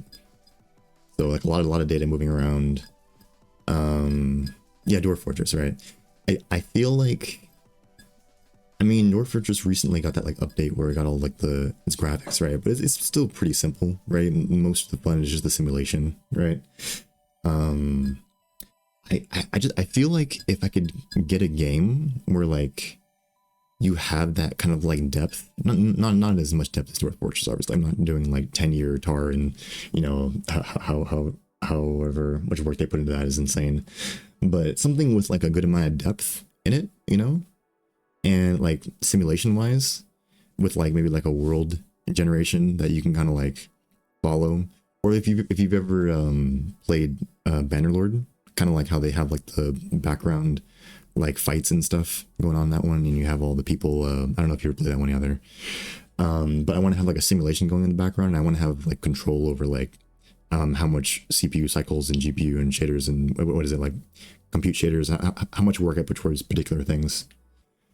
I know I can get that out of Unity and stuff, but I still want to make it in here. And then the other thing is I want to have like a dynamic story system, which sounds kind of weird, but like basically I want to see if there's some way, like, okay, so like this mage game, I'm going to focus on getting graphics and then making gameplay, I guess. But this dungeon crawler, my kind of idea is I want to make a game where like basically it's just a dungeon crawler is going to have like a few levels, and then every time you start the game you'll have a different story, right? So it's still the same dungeon. You might have some variations in the dungeon, but the main thing that changes every game is like kind of how the story unfolds.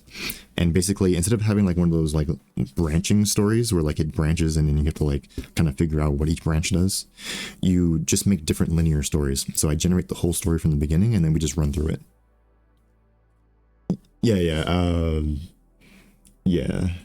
So yeah, I feel like whenever I say these ideas, it's like, what? Why would it? But I'm kind of breaking it up into like bites. You know what I'm saying? So like, you know what I mean? And then after this, I have a few other ideas, but I'm trying to like stick to just this plan first. So yeah, I guess that was my long-winded answer for what's the goal for the engine.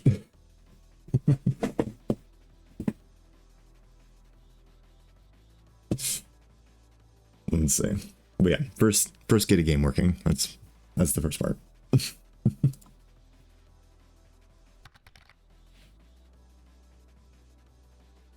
Yeah, right. Like piece by piece. Like, I mean, like how do you make anything this big, right? You just do it piece by piece, right?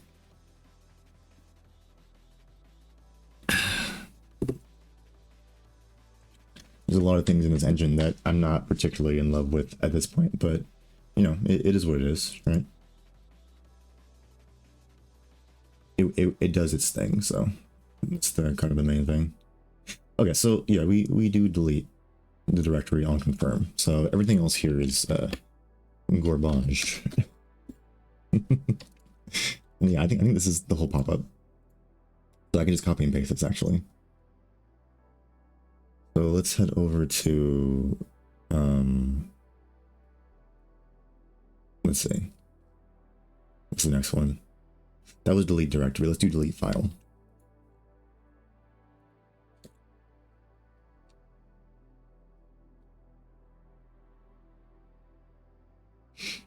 Yeah, I like the main idea for like I don't know. I'm trying to keep this TLDR, but it's just like the main idea I have for the game is like I want to play a game where like I have the depth of like Dwarf Fortress, but with like a fun gameplay loop, if you know what I'm saying. Because Dwarf Fortress is fun, but it's more of a simulation. Like you're just kind of like enjoying the ride.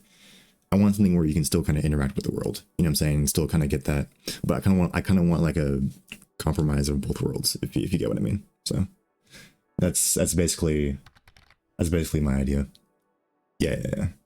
So yeah, I was like, oh, if I could just run around and fight things in this little Dwarf Fortress world, it'd be sick. Yeah. So yeah. Let's see. Okay, so I was doing this. Let me just copy this over. So delete file, and then the only other one I have to do is rename. That actually, that one should be an edit text, I think. Yeah. So let's see. Do a hash if def, and then just if 0. Hash and if. There we go.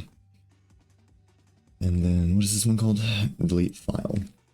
Oh, I can just yoink this.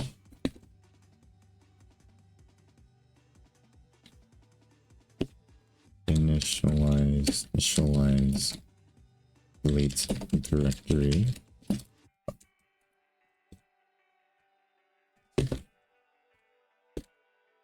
Initialize delete file pop-up.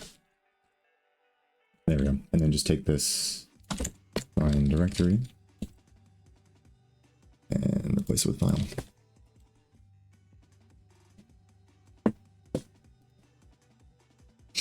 Yeah, see, if I'm not mistaken, that should just work. Yep, delete file 420 text. Yeah, it's just the file location, and then delete selected file. Yeah. Okay. Cool. So that should be fine. Is there anything else in particular I do here? Nope. Go ahead and paste this again. Last one's going to be the edit text.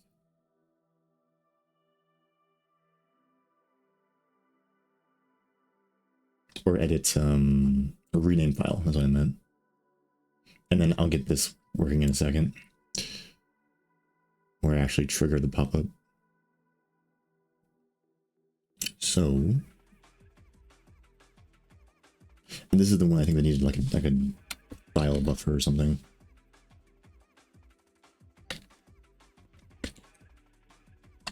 Let's just do this. And you know what? Let's just get rid of this, just so I don't accidentally leave anything in weird. So let's put this right here. And okay, so now we're just gonna make the last pop-up. So this one is gonna be a little different because we actually need to edit the text instead of just having a little click for confirm. So I will keep the same. We'll keep the same generic pop-up thing going on. This one's gonna be rename file.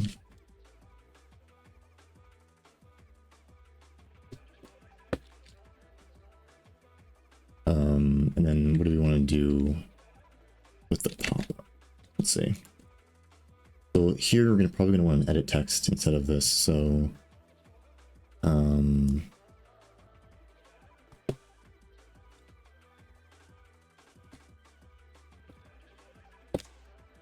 yeah, there we go. And I think we need to edit text spec in this case. So let's head up. No, not there. Let's head back to wherever we define these. And this is the pop-up, but under this we're gonna want a editor UI edit text spec m_edit text rename file edits.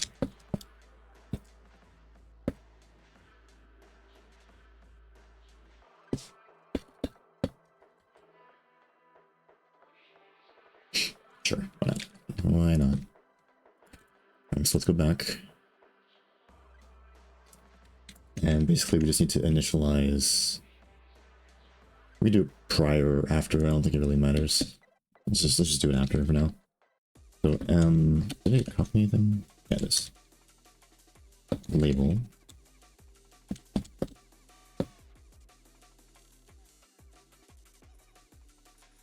File name.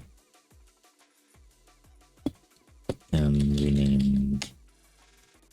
Okay, and then so we have a name for it. This is just provided data, which I guess I use for something. What is this? I need to get rid of these. These are memory leaks. What the hell is a ref to avoid?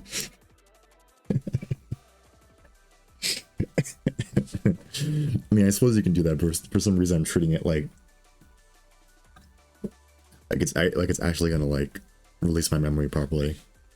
It doesn't know what a void is, so when it tries to release it, it's just gonna. I don't even know what it does, honestly. Yeah, I need to deal with that later. But you know what?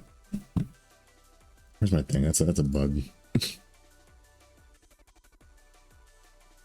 Get rid of all ref voids.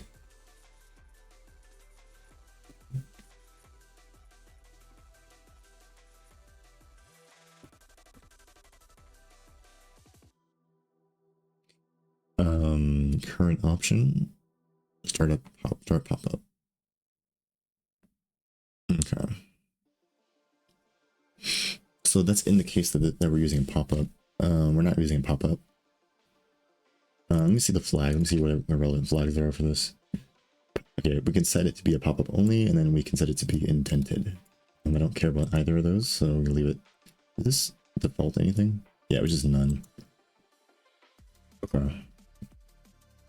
So we don't need to modify the flags at all. Confirm action and confirm option. Okay, so probably the current option. Oh yeah. Okay. So we want confirm action. Actually, do we want to confirm action? No, I don't care for having confirm action here. Actually, the only thing that needs to happen here is that I do need a delete file pop-up dot pop-up action. So this action will occur when we actually like do the pop-up, right?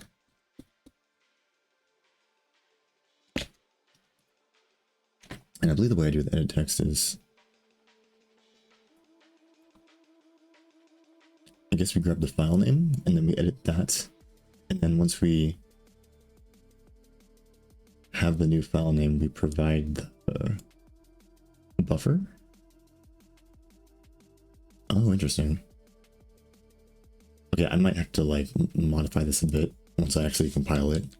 But my understanding, I just need to fill this buffer when I open this pop-up. So the rename dot current option. That's going to be equal to file to modify the action. And then this is going to be a string.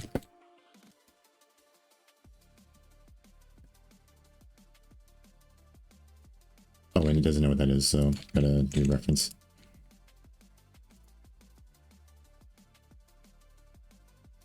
Okay, that should be good. So now whenever we open this pop-up, it will set this little edit text widgets value to the current file name. And then I might actually want to do dot file name and then do dot string. So I'm just editing the name itself instead of like the entire thing. And then on confirm, not deleting anything.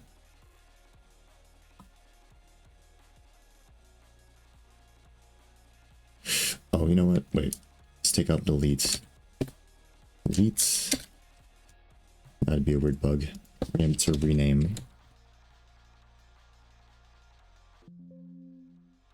Okay. Then how do I do this here? Rename file.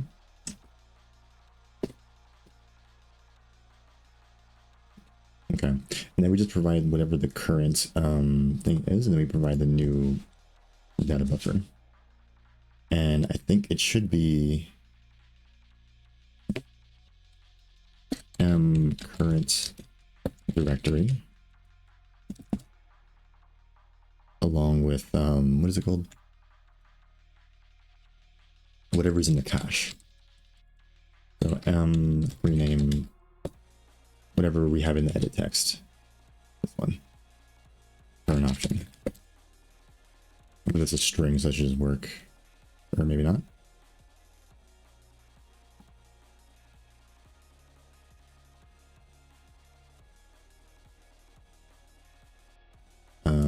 I guess maybe we do a plus.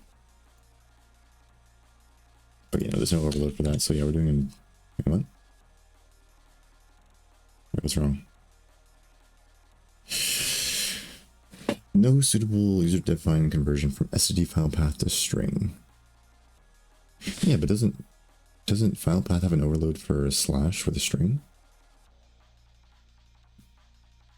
Or am I confused?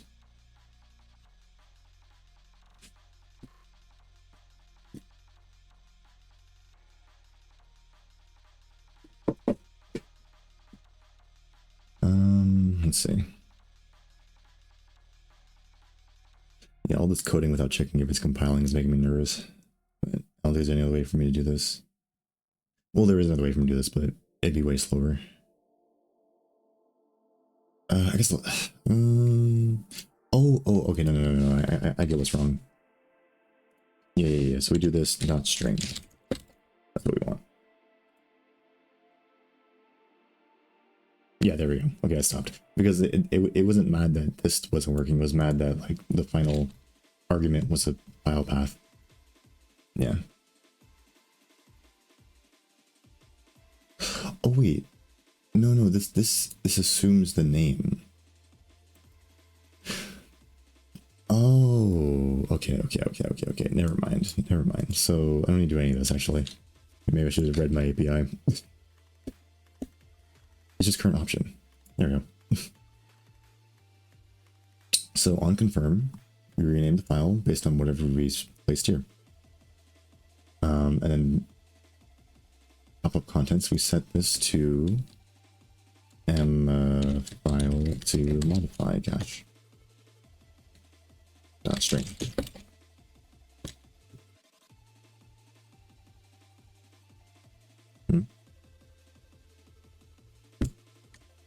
What?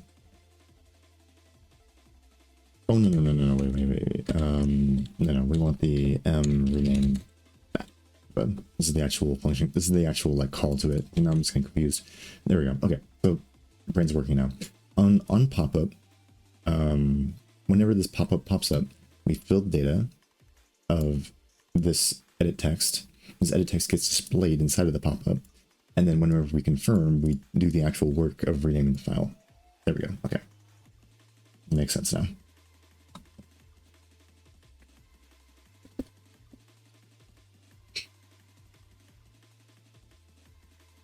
Yeah. Okay, cool. So I think that's it for these pop-ups, if I'm not mistaken.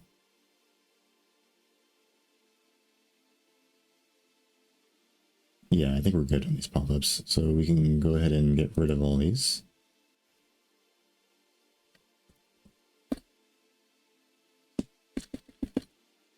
Okay, and then the last thing is just these last bits, which are they're gonna be really easy to add. And then this I'm gonna leave in for a little bit because it's not necessarily related to the how do I say? It's not necessarily related to the grid. It's more of a per panel type of deal. So I can deal with that a little bit. So let's see. Let's just go through this straight. So my right click.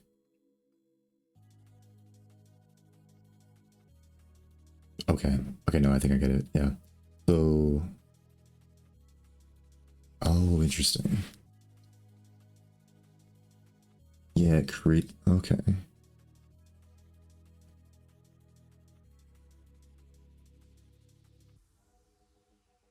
Well, yeah, these would depend on like per object. So does this mean I have to make a?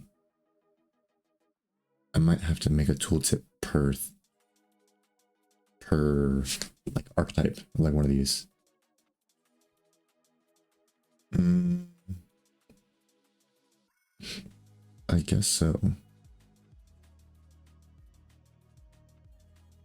Or I could just modify it. No, that's too weird. I don't even have a API for that. I don't really want to add one either for like modifying a tooltip menu. For me, tooltips, I just want you to be able to define it once and then you just have that menu.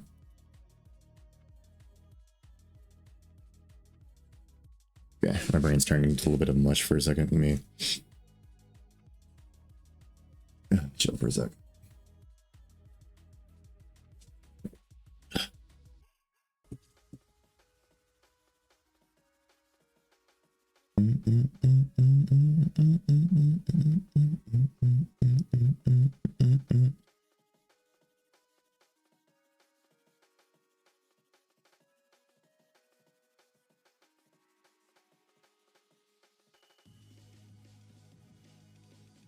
Yeah, this is going to explode into a lot of things.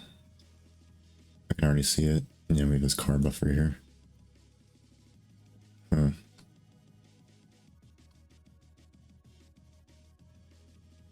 Okay.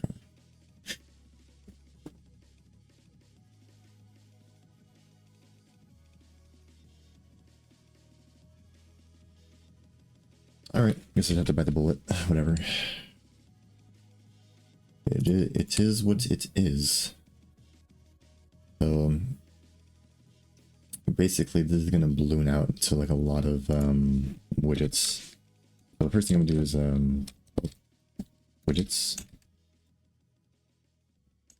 And then for the file viewer, I'm going to have a few of them that are going to be like, what are they called? Tooltip widgets.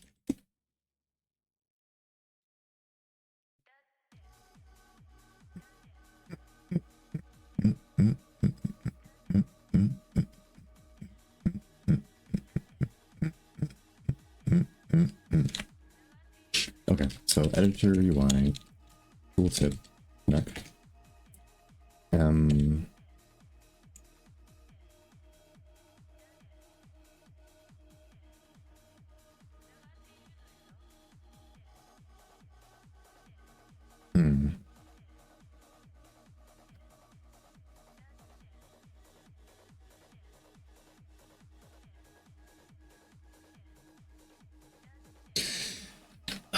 Okay, so the issue I'm having right now and I'm thinking about is that if I look at this tooltip spec, I just built this.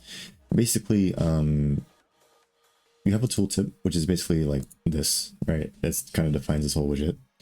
And then inside this widget, you have either like menus, right?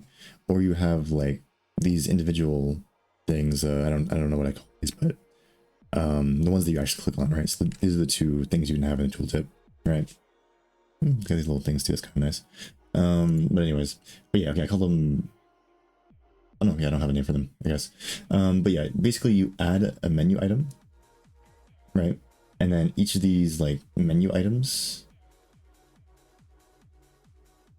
or I guess I call it a tooltip entry, is a tooltip entry, and then you can either define it as one that contains a name along with the function pointer. And then this will be like one of these like end ones, right? And then, or you can have one that provides like a vector of other tooltips. And then that one will basically be the menu. Right now, the only API I have is just creating it, and then that's it. So I think if I want to get this thing to work, and I have like kind of like unique tooltips for if you're messing with a directory versus like a scene file versus like an audio file, you might have different options in your tooltip, which with my current API, the only thing I really can do is just what is the word? The only thing I can really do is just make a bunch of tooltips and then have one for each one. That's kind of annoying.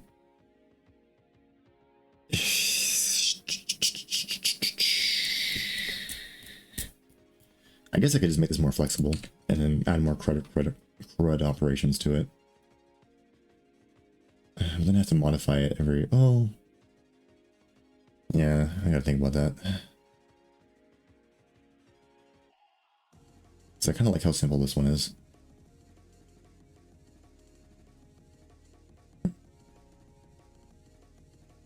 I add an entry. Could I suppress an entry?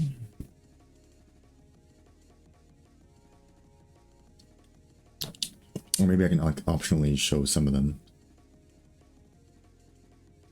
Maybe.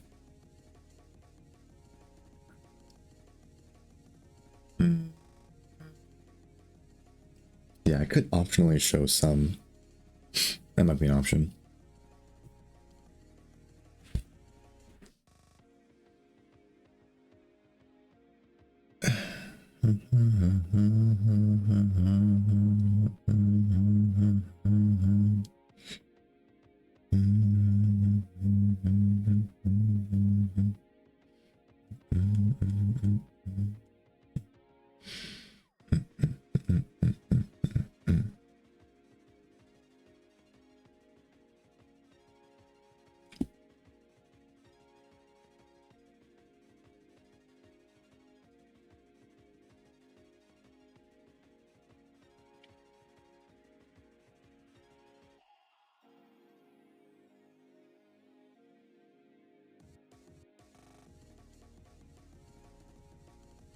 Okay.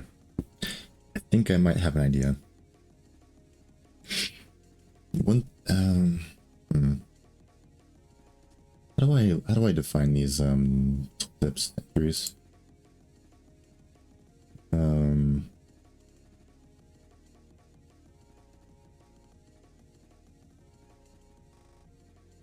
The entry has a label. And that's it. Okay, so I have no like UUID system or anything. Maybe they should have UUIDs. And then make them like directly addressable inside of the thing. Because one thing I'm thinking of is like maybe what I could do. Let me see. I could do like entry 1, entry 2, and then entry 3. And then this entry would have like entry 1, entry 2, entry 3, right? And then basically each entry can hold like a UUID. So like each one will have like a, a unique identifier, right? So this should be like a UUID64T in that case, like a 64-bit unsigned integer. And then we can go ahead and keep moving on here just for... So this will be the menu. And then if each one has a UUID, I could like explicitly like label them. Like I could like inside of my content browser, I could hold like a UUID, and then this one for like the edit menu, which is equal to entry 1, right? And then basically what I could do is I could also add like a boolean on this one, and this boolean will have like a entry data, and then each one will hold like a boolean, or I guess if it gets more complex flag, but boolean's fine for now. This will just say whether it's like visible, right? And then you can set these as visible or not visible, right? So like I'll add like an API where you can like set like an individual entry based on its UUID to be visible or not, right? And then when you add in an entry into this data thing, you can like assign it in a UUID, store it into your content browser, and then you can use that UUID to like change its visibility. And then when we're running through the for loop displaying this tooltip, we can just optionally not show this based on its visibility. And then that way I only have to make one tooltip, and then I can just change the visibility at runtime. Because I mean, tooltips, I don't like, you would only ever have like one tooltip running at one time. You wouldn't have like multiple tooltips. It doesn't need to be like the most efficient thing in the world. And the main use case that we're optimizing for is like running through it straight like this, because we're just going to be rendering every frame. So as long as this is still all right, I mean, one if check for each one shouldn't kill it. So yeah, I think that's what I'm gonna do. Because I refuse to make like 7 tooltips for each one and then have like repeated data. It just hurts me so much. So yeah, let's do UID. No, ID. And then we're gonna do a boolean for m visible. Or maybe I'll just be, I can do the Java thing, is visible. And then this one I'm gonna just, by default, it'll be true. And this one, in the constructor review UIDs, I typically I auto-generate one. Using like a uniform distribution statically. But I may still want to validate that they are unique. Because even though it's super unlikely that you will have like a repeat, it is still possible, and that still bothers me. So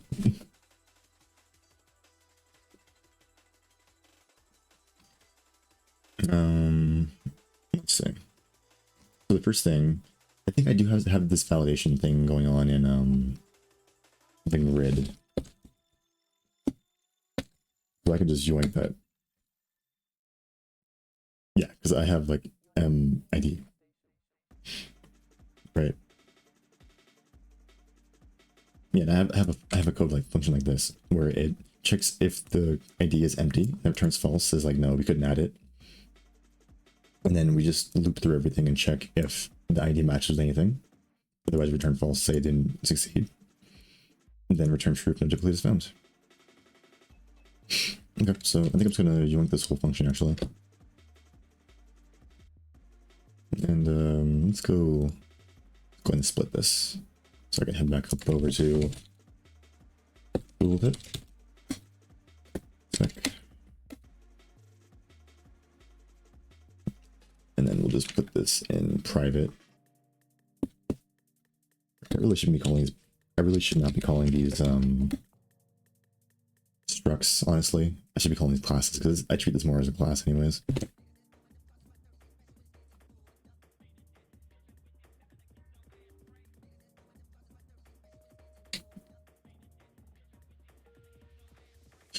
Oh, okay, but this is more complex though. I just realized because this is a tree. So, okay, I'm gonna have to do a little bit more processing for this one. But actually, let me...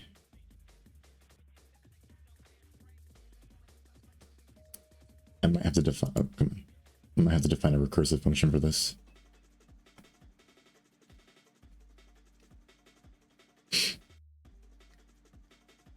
When does content browser be done soon? Almost there. You just don't want to generate... Okay, whatever.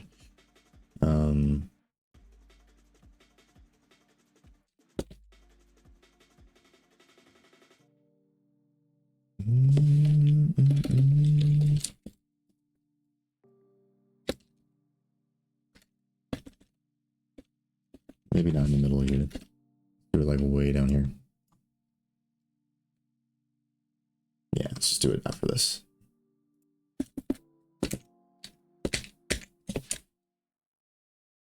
Boolean,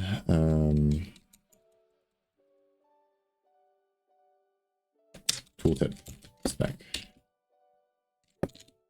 validates entry ID, new ID, new entry.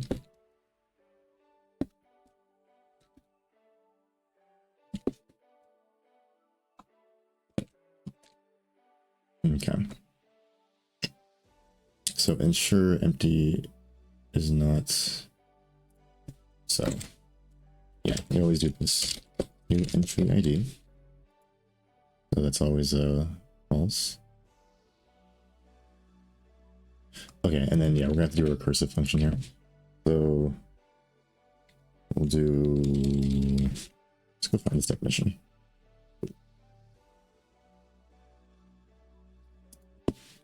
Do right before it. I'll do bool validate entry ID recursive.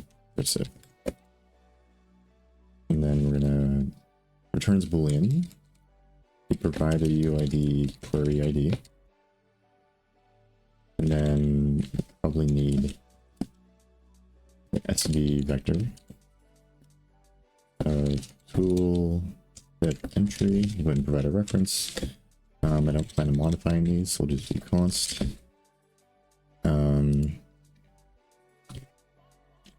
It's the UUID. It's passed by copying. It's fine. Come on, do it. There we go. All right. So this will be the recursive function we call. Put it on top. Or, no, I guess it's the order that it's in.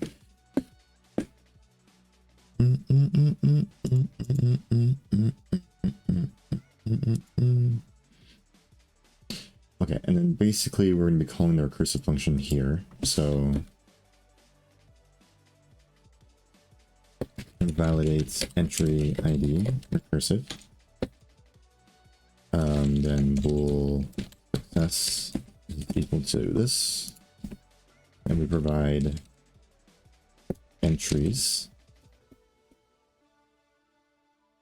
and then we provide new entry ID. There we go. What's wrong? There's nothing called entries defined. Yeah, probably because it's called M entries. That inconsistency is going to kill me. Alright, and then we just yoink this.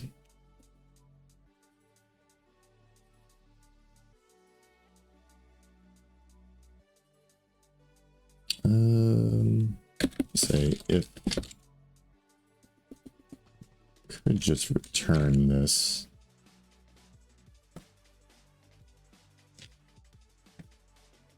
And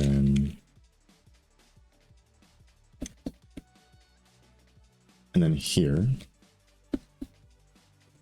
this is where we're going to do this, and then we're going to return true.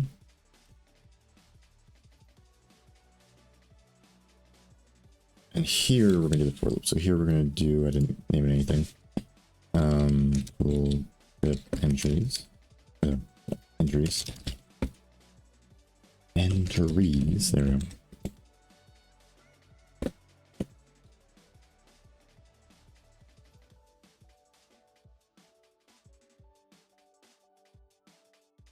Oh, okay. Needs to be const.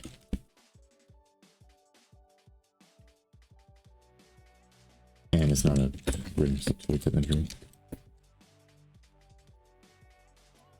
Let's say current entry.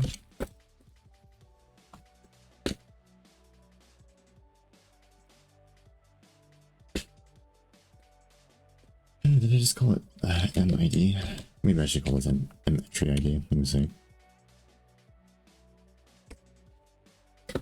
Just to be consistent.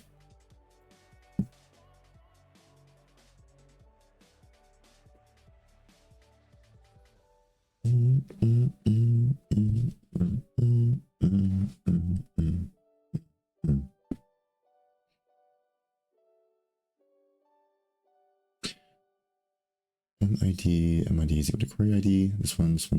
Okay. And these unconfirmed ones are wild, so no.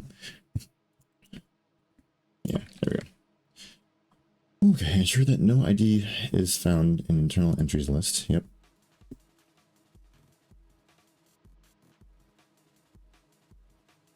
Okay, now here's the thing. We need to check each entry.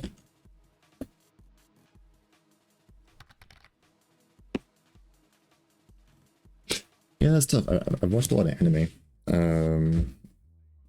recently. I watched Steins Gate like not a long time ago, but it was my favorite anime for a long time. I gotta think about that question, but it is definitely like at least top 3 for sure. For sure, yeah.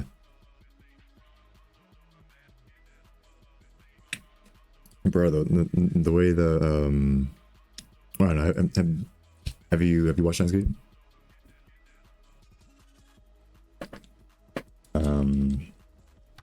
Check for recursive entries. There we go. For sure, yeah. Dude, like, I don't know, like that moment when you finish the first like Steins Gate, and then you see that happy ending, and you're like, damn, sick. And then you go through Steins Gate 0, and then like Okabe goes through all his like sad boy shit, and then like when he comes back and he's hella happy, and then like what is it? Or not happy, but like he becomes I don't even say Hoing Kyoma. He becomes Hoing Kyoma again, and then lets the original Okabe win. And then you go back to the first episode, and then you realize all of like the Easter eggs that were in the first episode. Nah, man, that shit's crazy. Like they that author knew what he was doing from the beginning. I want to see that radio tower. If I go to Japan. Yeah, dude. Top 3 for sure. Top 3 for sure. me and I just have like one friend who loves Steins Gate as well, so we just like we'll talk about like World of Warcraft and then Steins Gate, and then like we'll have some music updates, and then that'll be like our whole combo.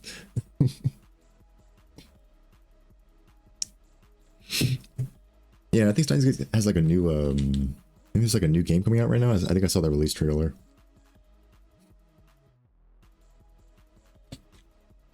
Let's see what they do with it. Okay, wait, I gotta remember how do I recurse? Let me see.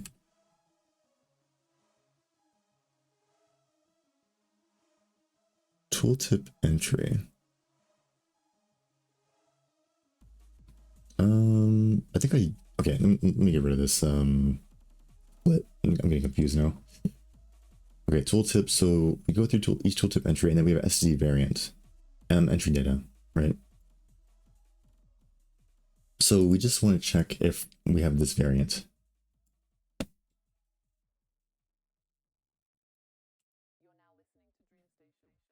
So we'll do an if. We'll do if.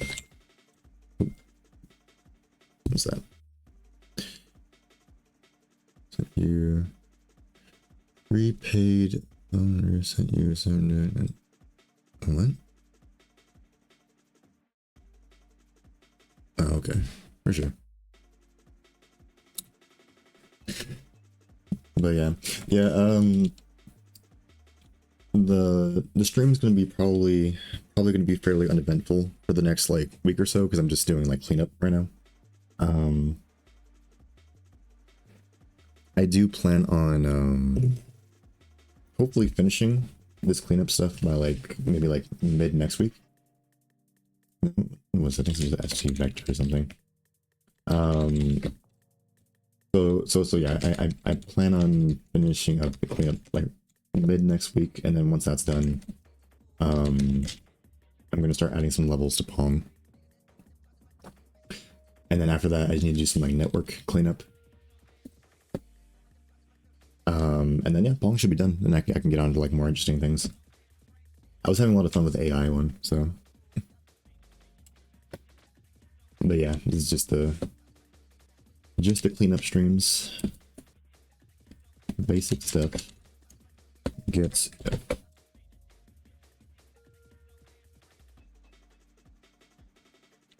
And I'm gonna post these videos, I think like later this week. They're really long videos. I'm gonna try and section them with like timestamps, but I'm not gonna go crazy like editing them after that. So I'm just gonna post the pods like full. So yeah, it's gonna be a lot. Cleanup is important, yeah, and I like these streams too because they're really calm. I mean, it's again, it's not super exciting. I'm not like covering like a whole topic, and because I have like my charts and everything for when I was working on the AI, and I really like that. But I like how calm these streams are. It's just chill. Wait, did I? Oh wait, why did I name it? What? Wait, this is a reference, yeah.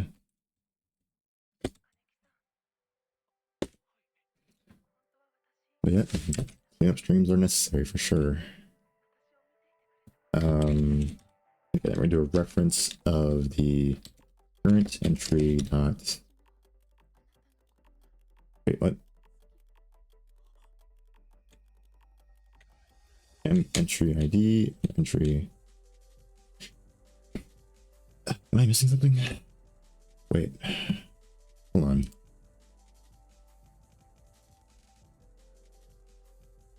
These are private. Oh, they're private. Okay, that's why.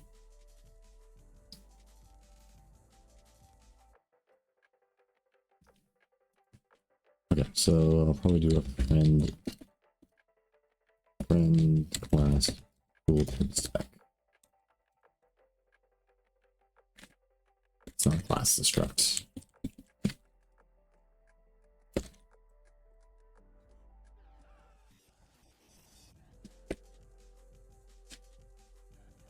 Yeah, energy data. It would make sense that this one modifies that data. Okay, what's wrong with the getIf? Did I do something wrong? Add pointer. Okay, that's just a mess. I don't know what's going on there. Let's see. SD vector of tooltip entry. Oh, there's no reference. Interesting. Oh, okay.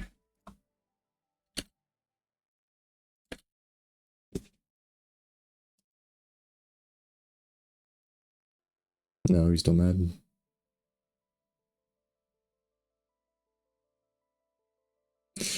The value of type std add pointer t cannot be used to initialize an entity of type std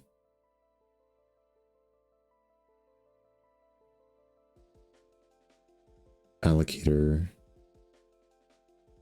Yeah? Are you sure? Is it because I didn't finish the... Oh, I mean, no, it's... What? Value of type std add pointer cannot be used to initialize it. Hmm? Maybe it's the way I did this.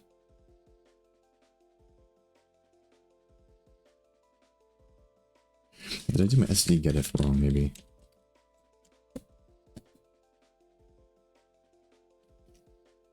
Bro, I literally do this. Wait, hold on, let me just like this.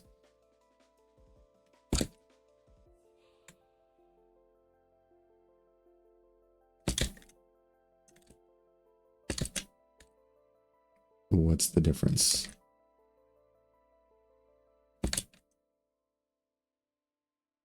Well, this one's having trouble as well.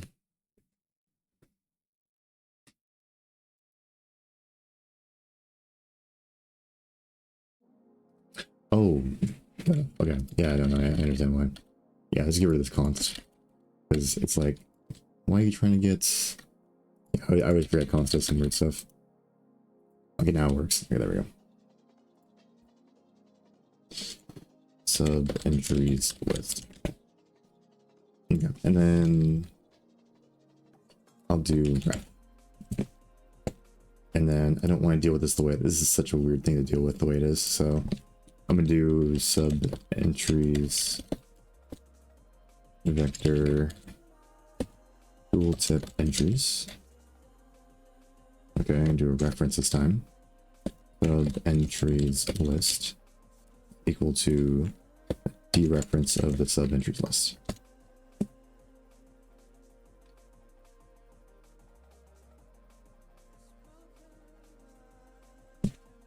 Yeah.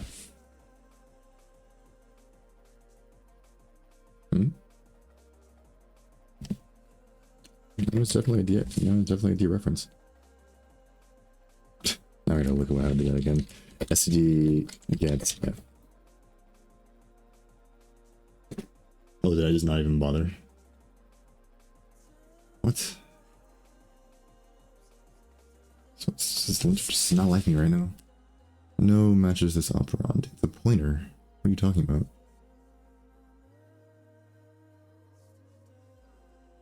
Okay, I guess I'll just use it as a... Well... Oh. Yeah. Undefined. Did I spell it wrong?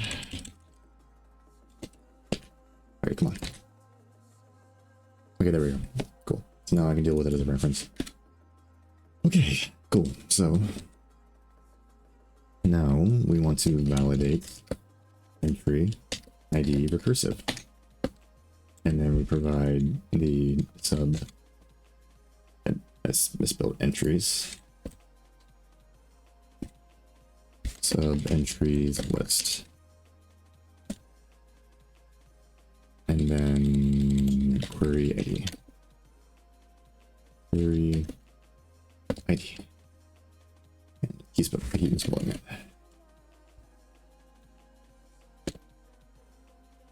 Okay. And then we need to make sure that we get this bool. So we return false if any of these are false. And in this case,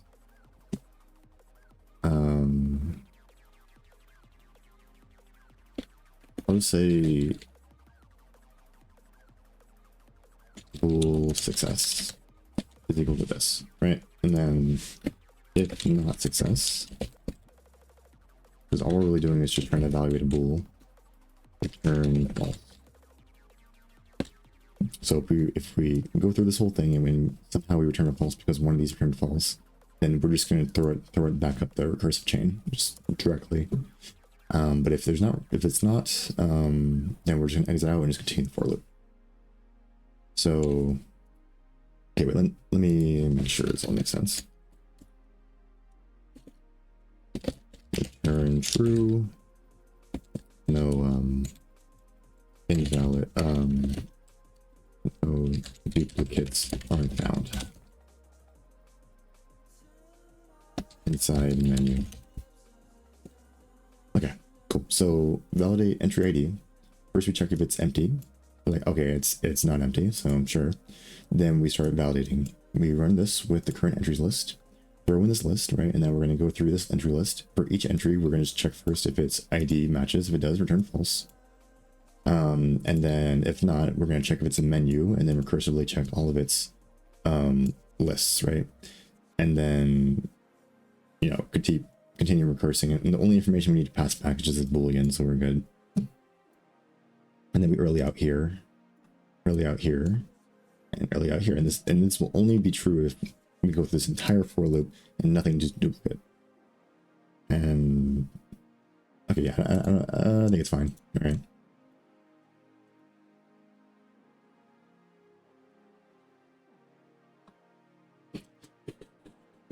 So, let me stand up. You know, I had 2 minutes. I'm gonna move up my desk.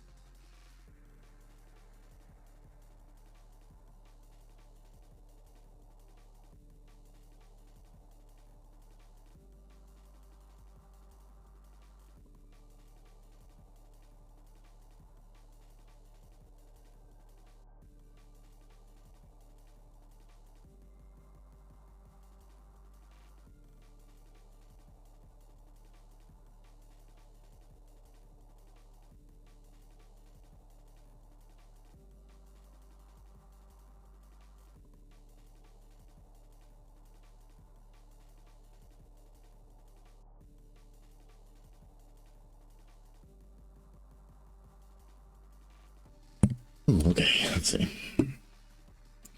All right, I got my energy back. Let's see. So we validate the entry ID, right? So now we need to actually like do it, right? So how do I do this over in the grid entry? Okay, so just like this. Yeah, we do a while loop. So basically, new archetype ID. So this is for archetypes. I don't care about that. But I do want this. So basically, we validate it, the entry ID, and if we don't, we regenerate the entry ID, which for UUIDs, every time I call the constructor, it just generates a new UUID using the uniform distribution. So it'll just keep doing this until it finds one that doesn't throw an error. Yeah, so I think we're good there. Let me head back. We'll just yoink that.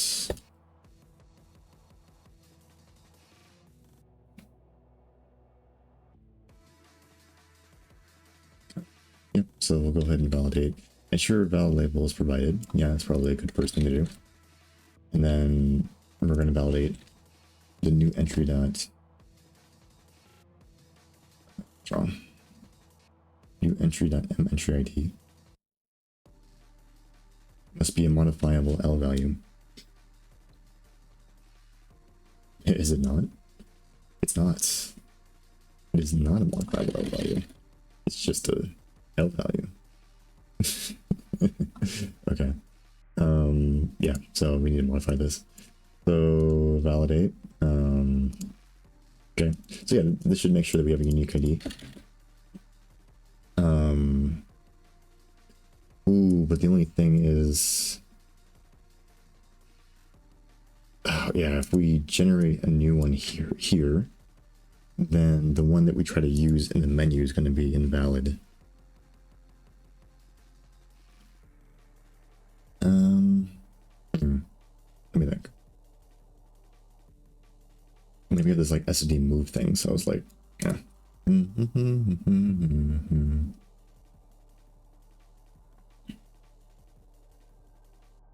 Okay, you know what? Instead, what I'm going to do, instead of returning false, we're going to return a UUID.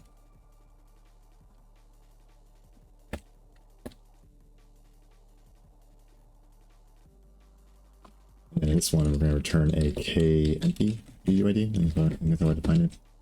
So, and then in this case, we're going to return new entry dot entry ID. Okay.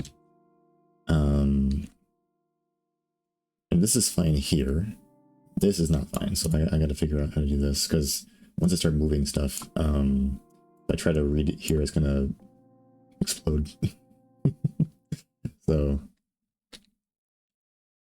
let's see. First thing, probably want to add some more validation here as well. I'm not even sure if these move semantics are doing anything.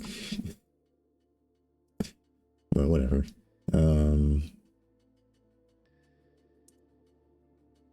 Yeah, I don't know. New entry d.id. So we verify it, and then return k empty UUID. And then in this case, I guess we're gonna have to do like UUID, right? ID is equal to new entry dot m ID, and I'm gonna call it cache ID to be clear. And then we're just gonna return the cache ID. So that way we can move it. We don't have control over this memory anymore, but we can still return it. Okay. So now add the menu item, and then we'll get the UUID back. And then using that UUID, we can uniquely identify a particular menu item.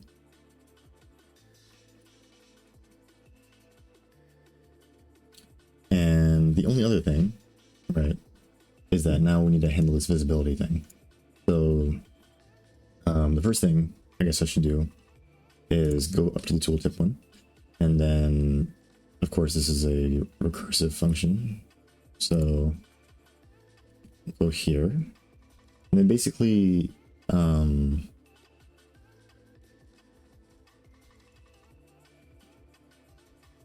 like if we reach an entry, if say if current entry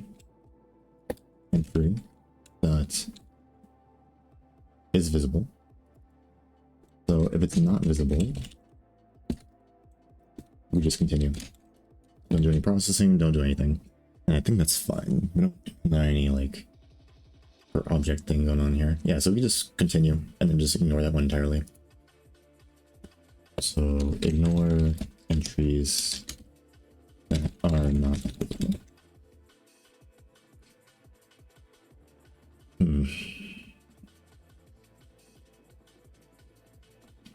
Yeah. I just thought of some weird edge cases for this and relating to how I said I'm GUI, but I think it's gonna be fine.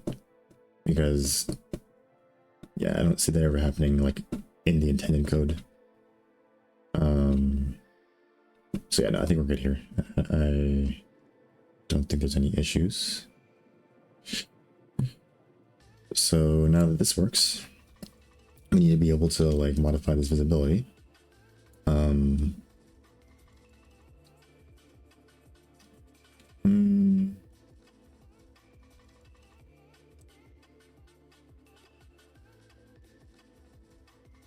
I suppose I'll add a function called like, we'll provide a boolean. I'll be like sets that is visible, and then it'll just provide a UUID or entry, and then we'll provide a boolean as well. Bool is visible. And then it's going to be recursive as well, but this should be a lot easier to do since I already had defined a recursive function for this. So, you know what? Let me go ahead and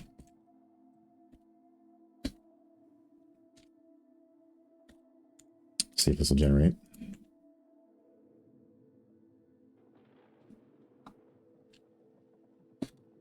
And the other thing is we want a bool set is visible recursive, and this one is going to take in basically this. And you know what, let me just put this over here just for my own sanity.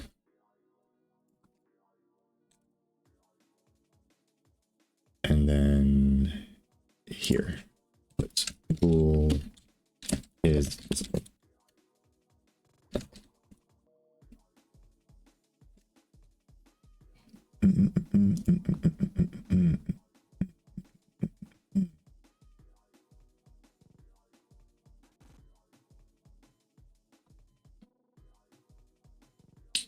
Where did the other one go? Let's take this. Let's put it together. I just swapped it, so let's just do that. There we go. All right, and yeah, this is kind of gonna have the same effect, really. So yeah, this is the exact same code. Now that I think about it, it's just gonna be this. So if entry is equal to like empty ID, you just return false because those are just invalid. And then otherwise we validate that is visible recursive. All right, provide the entries, provide the ID, which I guess it's mad about or something, and then provide is visible. Why are you mad about? Oh, because it doesn't know what that is. Okay. I guess then now we can just pretty much do the same thing, but in this case, we'll check each entry, right? But in this case, if if we do find this, we're just going to early out and return true in this case.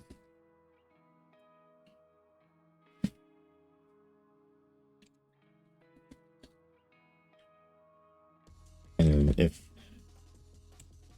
here we're going to turn, okay, so this is going to mess with how I set the bools, but essentially here we're going to handle setting visibility, which, I mean, really you're just going to do current entry that is visible is equal to whatever the boolean you set, and then return true. And then for this one, we're going to check for recursive, and then of course we're not doing this time. We're doing sets is visible, recursive, and then of course this time we want to do is visible. And then in this case, if success, return true. There we go. So we're assuming false now. So okay, let me go through this logic really quick because I might. So we're gonna go through here. If it's empty, early out, of course. Otherwise, we're gonna start the recursive train with the current entries. We're gonna enter into the first entry. We're gonna check if it's the correct entry. If it is the correct entry, we're gonna go ahead and set it to the visibility it's supposed to be, and then return true, right? If we don't do this, then we're gonna check if it's a menu. We're gonna go through the menu. So that is, we're gonna get the actual like sub list of entries, and then we're just gonna call the same recursive function on this one, and then we're gonna return the boolean. And the only times when we return this, we get a boolean back, is either we get a true here or we get a false here. If we get a false, we don't care, we just keep moving on. If we get a true, then we just early out, and then that'll be our value at the top, right? And the default will be false, but yeah, I think this works. But yeah, this is the main thing we wanted to do here. If anything, I might be able to condense these. No, I don't think I will. I'll keep these separate. But yeah, we can set it as visible, and then okay, yeah, I think that's good. We'll go ahead and test it soon. So I think that was the whole tooltip thing. Let's finally get back to what I was doing with the content browser. The nice thing though is like once I code this like sort of API once, I can use it everywhere. So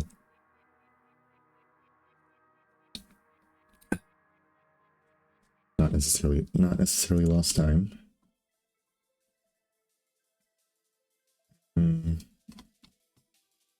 Okay, so here, initialize delete directory. This one's mad at me for some reason.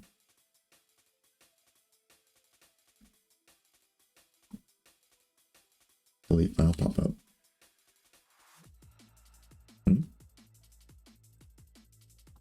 Why? What's wrong?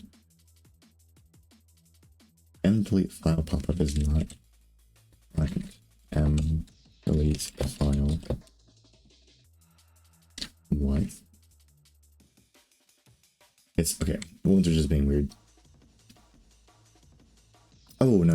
It's this. Oh my god. Okay, so yeah, because I didn't finish the definition of tooltip. Okay. So right click tooltip.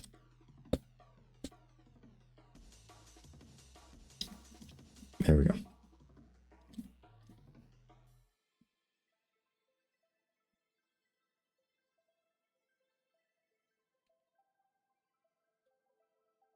Let's go over to wherever we mess with this. I'd say somewhere where would we use the tooltip? I'll just do it in between. Otherwise, tooltip.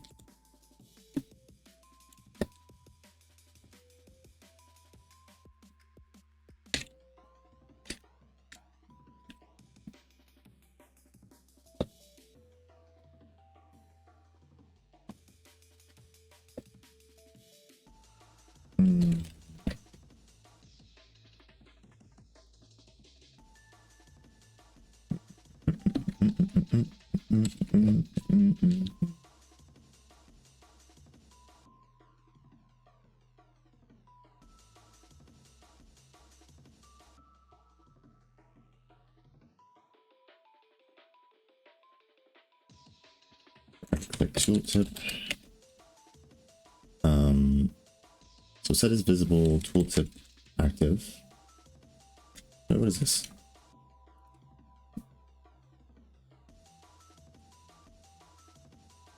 Oh, this is the boolean I set for like using it, right? So yeah, this is when I eventually use it. M label and then add menu item and then set is visible. Okay. Ooh, okay.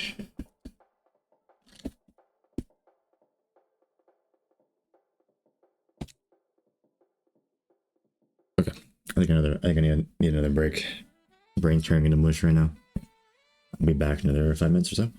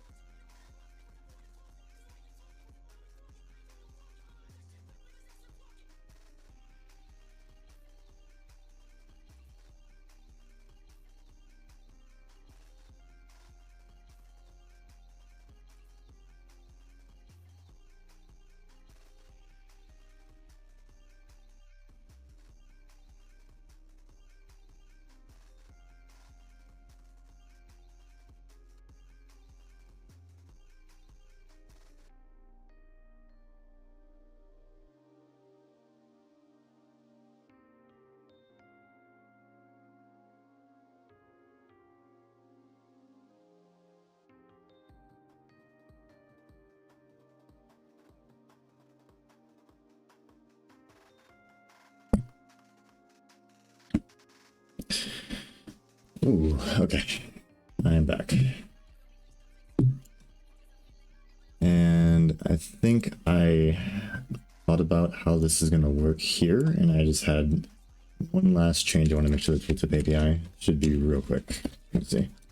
Content browser. Let's see. Not content browser. Tooltip spec. There it is.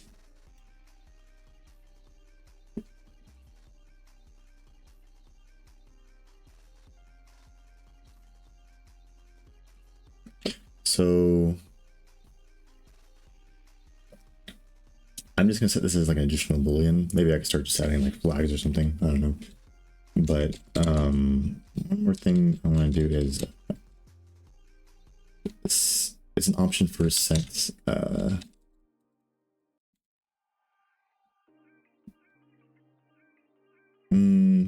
do I say that? I want to be able to like for a particular like menu, like sub menu or whatever.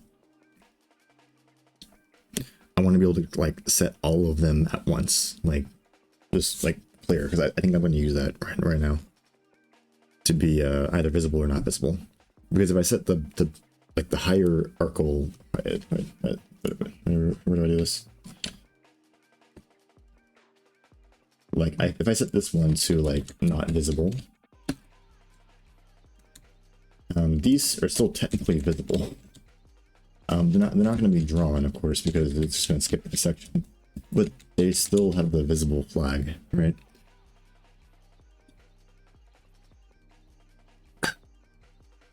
So, and what I think I want to do is I'm probably going to like set all of these to not visible.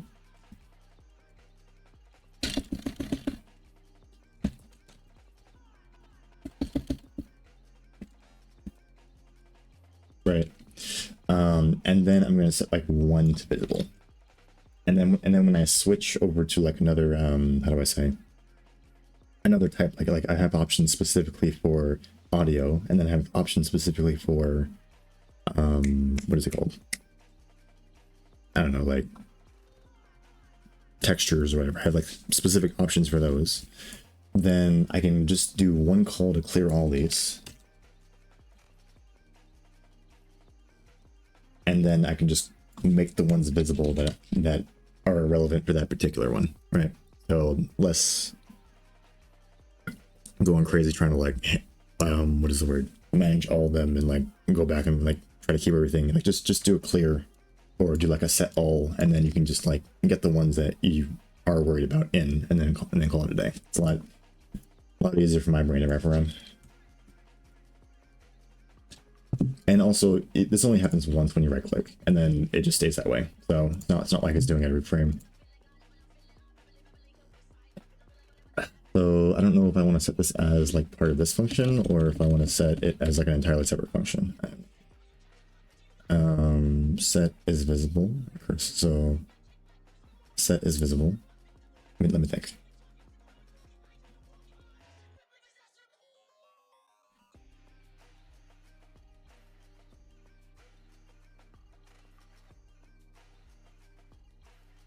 How about this?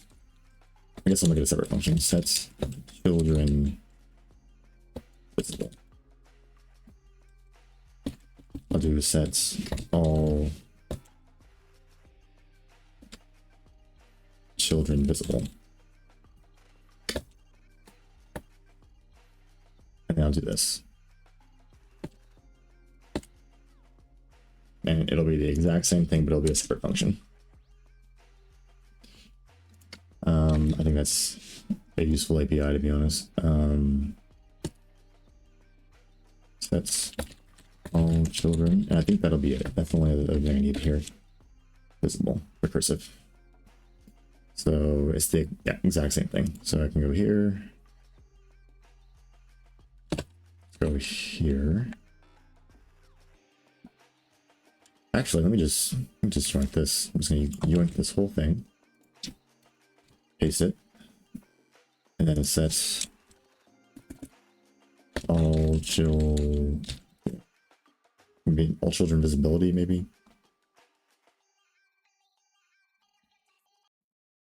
all children is, I guess.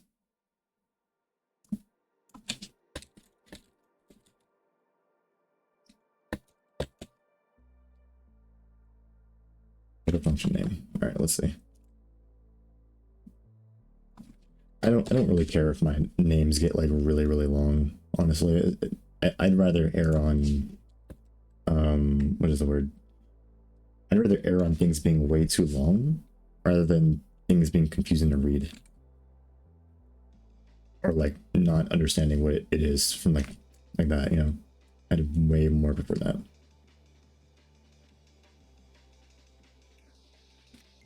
All right, so let's see. Let's do this one. Cursive. And this one's going to do a bit different of a thing.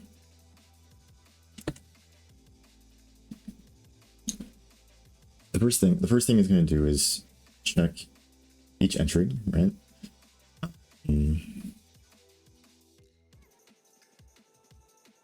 But in this case, instead of just setting its visibility, it's going to set all of the children's visibility.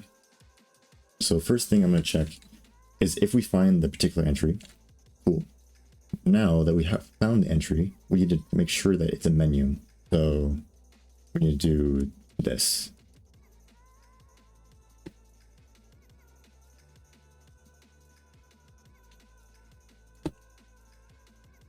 Just like internally right here, right? And then if this doesn't go through, then we're going to return false, because we found the entry, but that particular entry, maybe I'll explain right here. Found entry, however, entry is not a menu. Because in order for this function to work, the entry that we find needs to be a menu. That's like kind of like a prerequisite. So if it's not a menu, then we just return false. And then here, if it is a menu, then instead of doing like this, we're just gonna run a for loop on the provided list.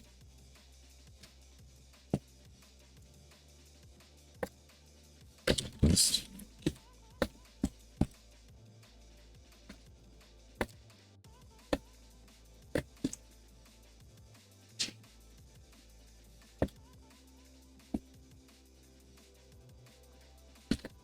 And then this is just a basic update function, so don't need to worry about the loop. We're just going to do subentry.m is visible, and just set it to is visible. Okay, and you do that full for loop, and then we're just going to go ahead and return in true in this case, because this is the only case where we're successful.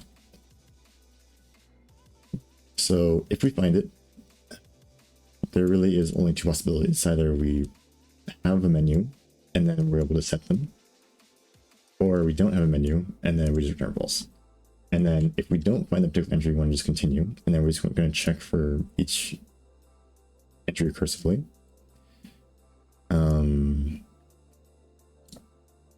This still lays out for success because we're mainly checking for success here, so that doesn't change. And then we return false if we could not find it. So other than that, logic actually looks exactly the same. Okay, cool. So now we have, okay. So I think this is the rest of the API that I needed. Too many recursive functions. Please. Skip the content browser. Oh, mayo. How's it going? Still doing content browser stuff like yesterday. Or so. Yeah. Or past 2 days, I think. How's it going for you?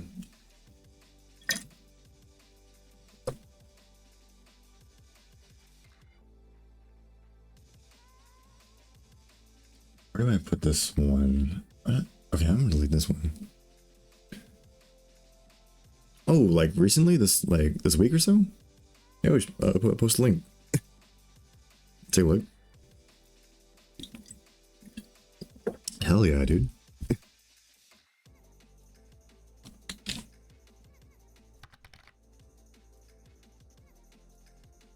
For sure.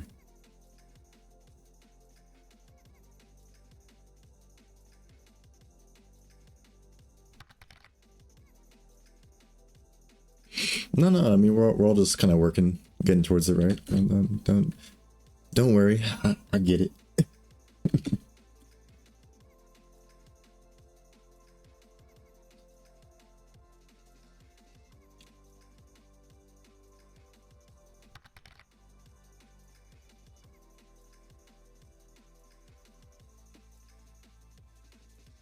I'm turn the audio down real quick.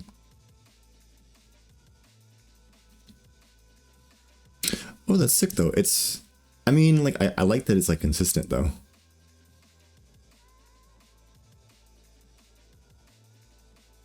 Wait, hold on. Let me see. Like the shapes and like how you put it together, it's consistent. Yeah, yeah. I mean, basically, right? Is it local multiplayer or is it online too? Oh, online PvP. Sick. Yeah, wait, this is sick. Hell yeah.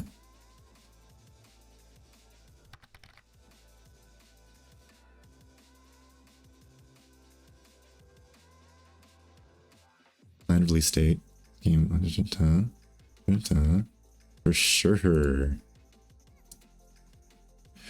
Wait, let me pop up my let me pop up my stream. I don't want to open it up on the thing. Let me see. Let me head over here.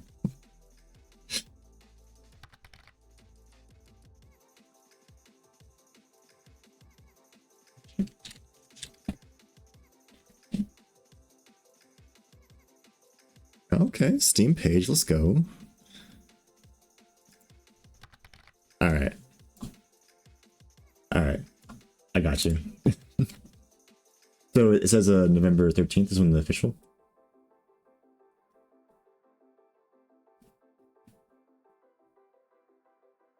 No, yeah. So synchronizing stuff does get, that's like a whole thing. I get that. No, dude, but this is sick though. Like, I'm kind of in awe. Like, I'm just kind of looking at my little Pong thing and I'm just like, wow, this is crazy.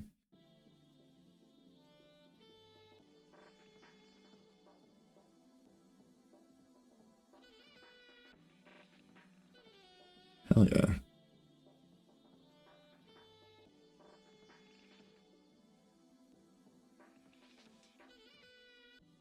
Right, okay, 13th for sure. All right, well, I got it wish listed, so I'll get a little notification. Try it out.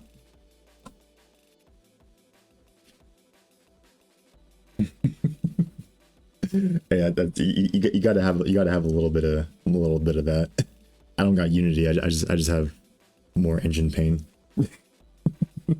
That's about it. But the masochism, I feel you.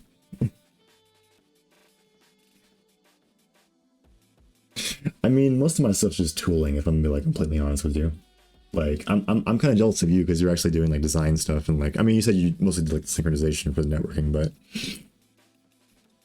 like I like that you're actually like getting in and releasing a game. Like that's where I want to be. But yeah, but I do love what I'm doing too, so don't get me wrong. But yeah, no, that's crazy. Well, yeah. Hey, if I see you on, like, I'll go ahead and play it when you release it. So.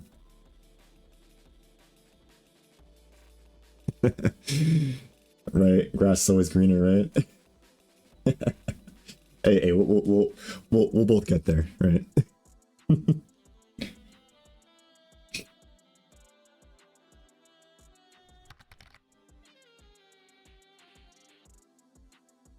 Sure, let's go. Damn. Nah, dude, I love to see it. It's just sick. Yeah, cause your art style, honestly, like the way you have it, it's simple, right? But like this is what I'm like thinking of when I'm thinking of like, what is the word? Of like the ones I'm trying to make, where it's like consistent, and it's like, right, like you didn't pull, it doesn't look like you just like randomly pulled assets, like you kind of like put it together, and it's like, okay, this is all cohesive. Because I feel like the worst thing is like when you get a game and it just looks like they just threw a bunch of like assets from the like marketplace together, you know? and I mean those are fine. It's just like when they don't look well together, then you can just really tell you're like,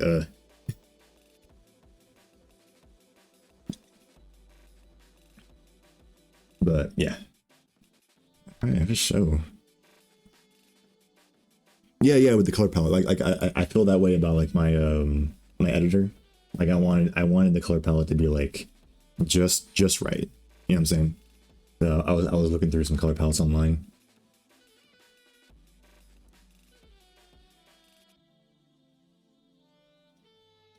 Oh well, yeah. I mean, are you like how are you planning on supporting the game after this? Like, are you gonna move straight on to your next game, or are you gonna like focus in a little bit on this one?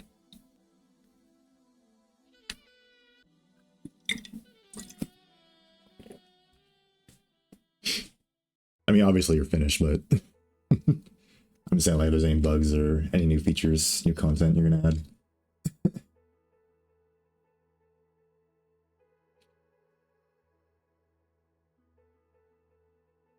File type. Okay, wait. I don't remember what I was doing. Yeah, I was adding like the.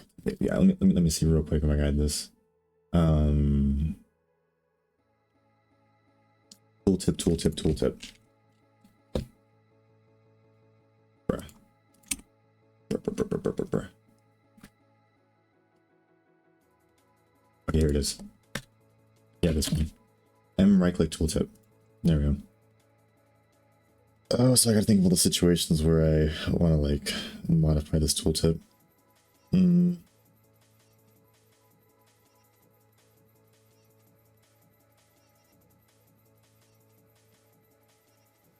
Okay. I'm kind of like scrolling around because I'm like not sure what to do next. I think I want to get not this bit. This bit's fine. I have my pop-ups, so I just need to get this bit working. This right-click tooltip thing going on, and then this one, if not a directory, if scene, if fonts. Oh yeah, I gotta translate all these Boolean operations into.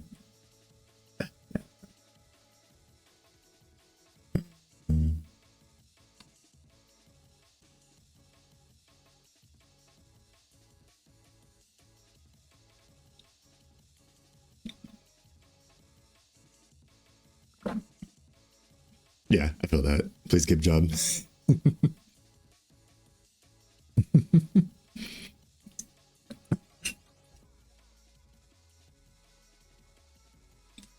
Oh no, I got you. Yeah.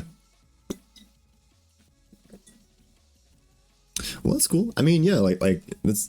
I'm saying like I'm in awe because this is like a big achievement. Like just releasing a game. Like a lot of people don't do this.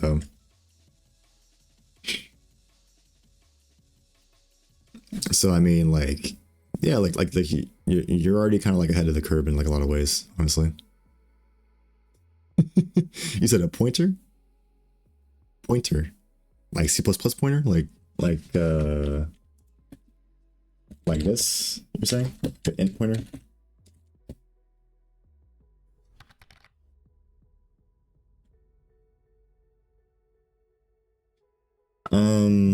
Let me see. Like, do you want me to just explain like generally what it is? I can go to my test code. Let me see. Yeah, I'll let me head over there real quick. I don't think it's compiling right now. I might have to comment some stuff out.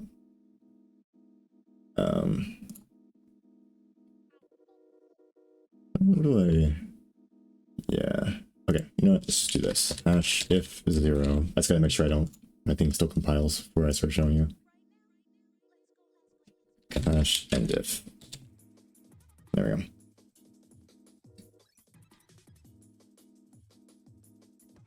Okay, I don't think.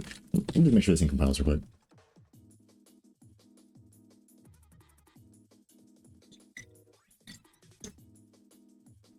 I might need to use the SDC out to explain. I'm just trying to think how I want to explain it because I think it's better just like visually see what's happening rather than me just explaining it.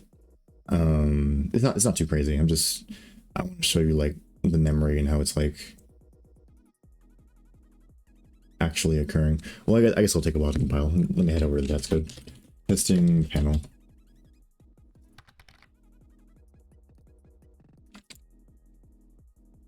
Okay, here we go. So I'll open up the space here.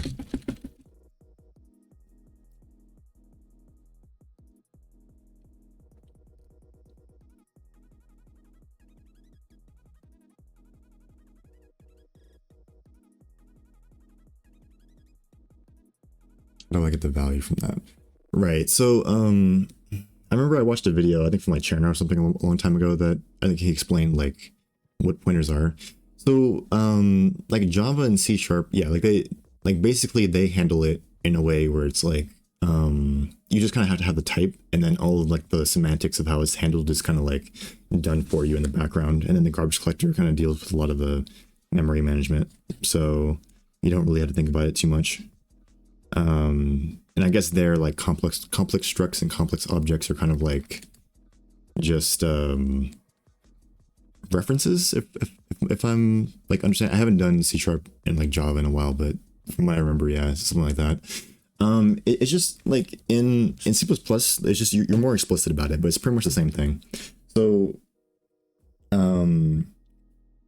first I'm gonna assume you understand like the stack, right? Do you understand stack versus heap? Like what is the stack and what is the heap?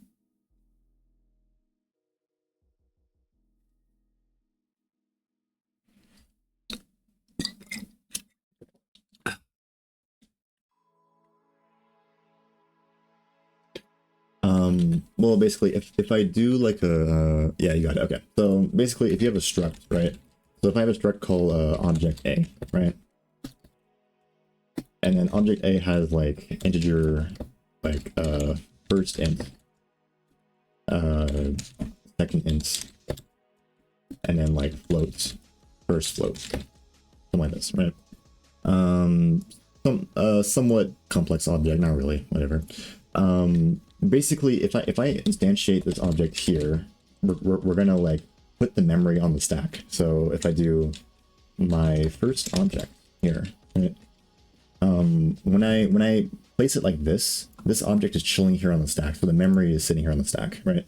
And I'm mentioning it's on the stack because of like how I'm gonna explain pointers.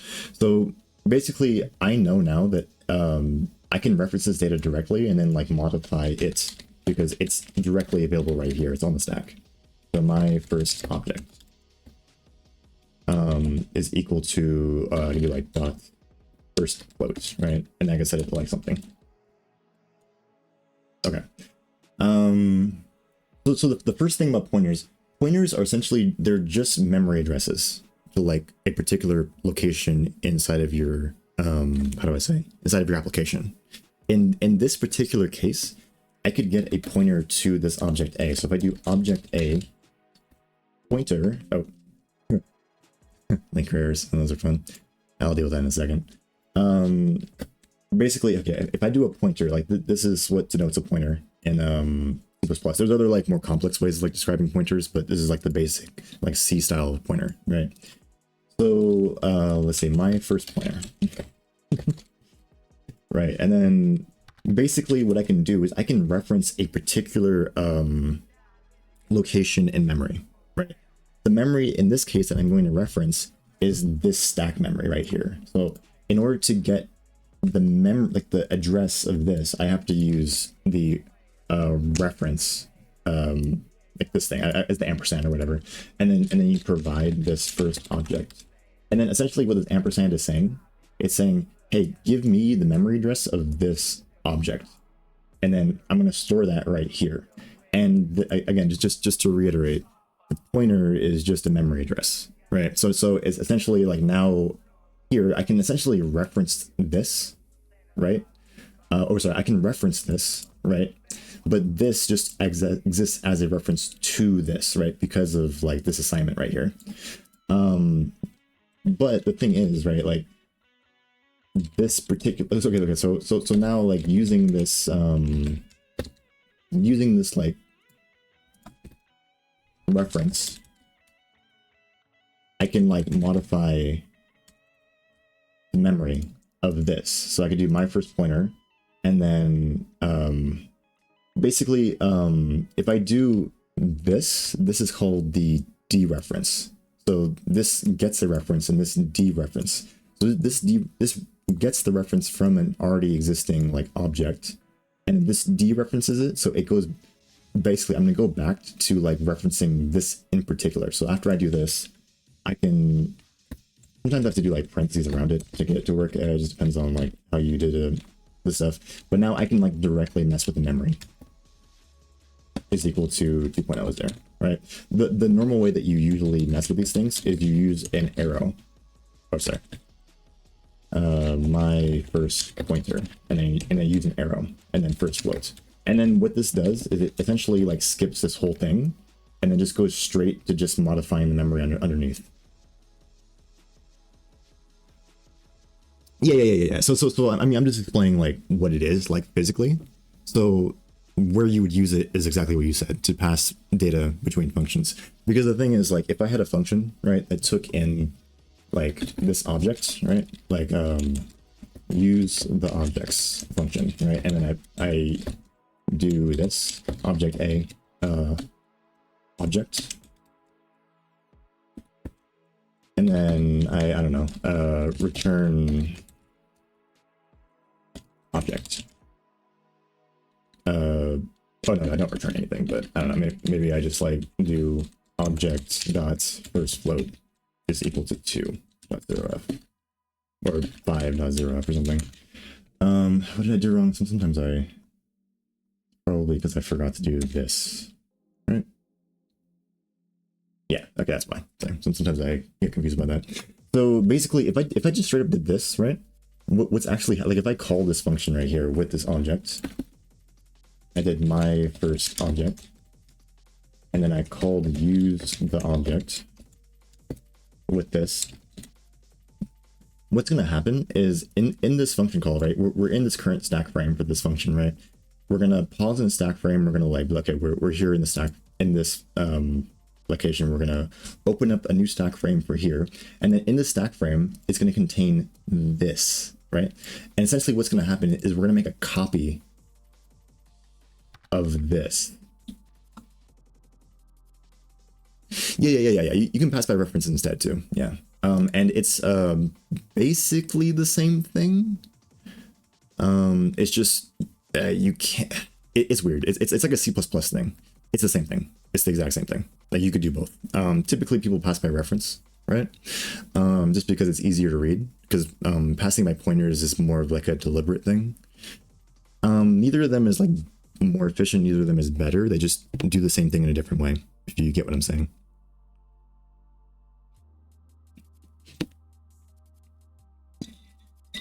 Like one of the things you can do with pointers that you can't do with references, you can't store references. Like you can store pointers though. So you could just store a bunch of pointers like in a data structure and then just use them later as long as the memory underneath is still valid.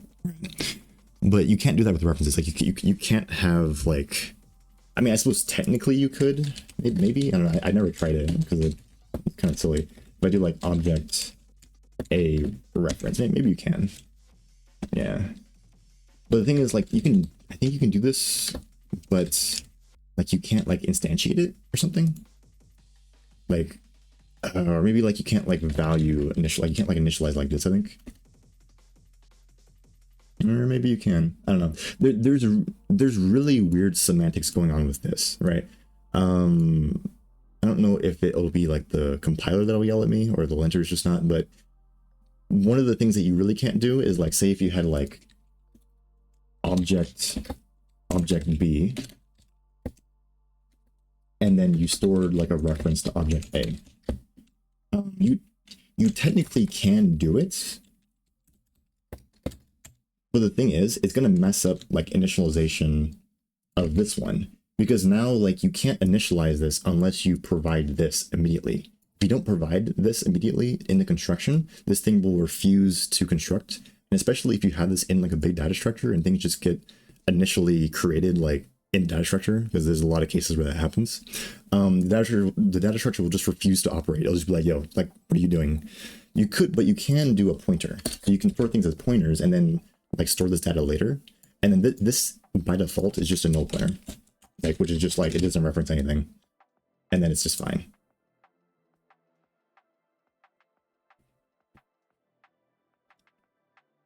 So references are easier to work with when you're passing things between functions. That's the only case that I really work with them. So usually when you would, so okay. So let me get rid of this for a second because I think it's being in the way. So again, there's two ways, there's three essential different ways you can like pass this data. I mean, there's more, but like just general C++ things. You can pass it as an object. Let's make a copy of it. You could pass it as a pointer. But the thing is now you have to like do this whole like arrow thing, right? Which is fine, you know, or you could just pass it as a reference and then you just do a dot and it's like a lot easier to deal with, right? And the thing is when you do this function call, there's no worrying about like these weird like initialization things because you're making a function call. So obviously you're going to have to pass the argument for it to work. So this will always be like valid if you're making the function call.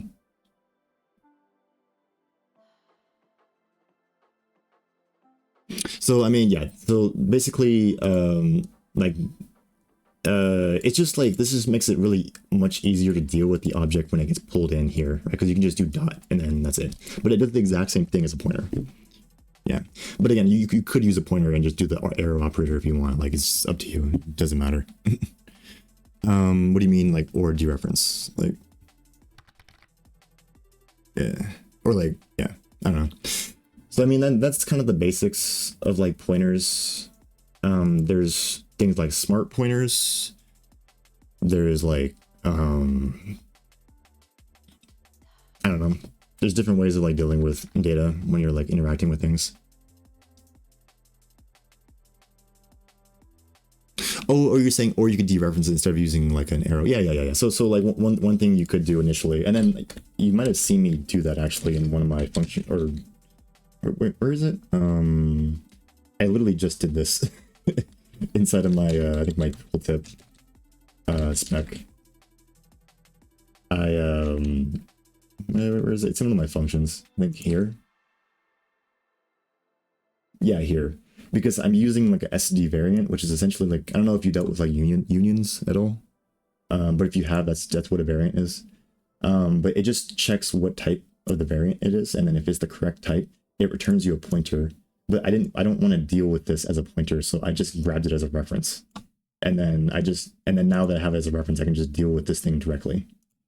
Instead of having to like dereference, or instead of having to like use the arrow operator for things. So it's more like a preference thing, you know. But yeah, you can totally just dereference it and then store it, like do like object reference, new object is equal to a dereference this object. And as long as this memory is valid, you should be fine. The only thing though is like if you have a pointer, this pointer doesn't necessarily need to be valid. You could just pass a null pointer. And if you try to dereference a null pointer, that's how you get the sig fault. And this is usually like the reason everyone cries at C++ and C, because like they're like, well, why is it seg faulting? So yeah, that's usually what happens.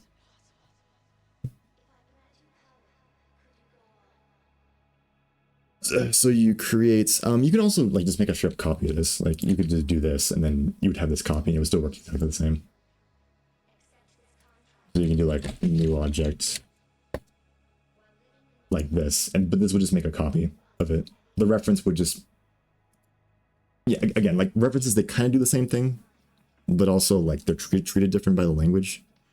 So you create a reference type, set it as a dereferenced pointer, then handle the data in that scenario. Yeah. I mean, that's basically what you would do in that scenario. Yeah. And then there's no like exactly correct way of doing this. You kind of just like figure it out like as you go. You know what I mean? Yeah. So like generally speaking, what is it? As far as I understand, if you're working with like x64 architecture, then if your data is below, so x64 means like addressable 64 bytes, or how do I say that? A pointer in like an x64 architecture like CPU, which is like most CPUs nowadays, right? Memory addresses for that type of architecture are 64-bit integers. So they're basically a uint64t, right? Or an unsigned integer that is 64 bits, right?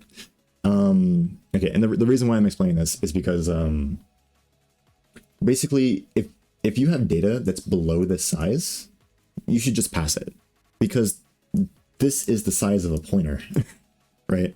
So if you have like a float, and then you can kind of see like the size of operator kind of gives you like the size of whatever you put inside of it. So if I do like a uint 64t and then just like do this, you'll see it'll say like 8 unsigned 8 bytes, which is 64 bits. Yeah.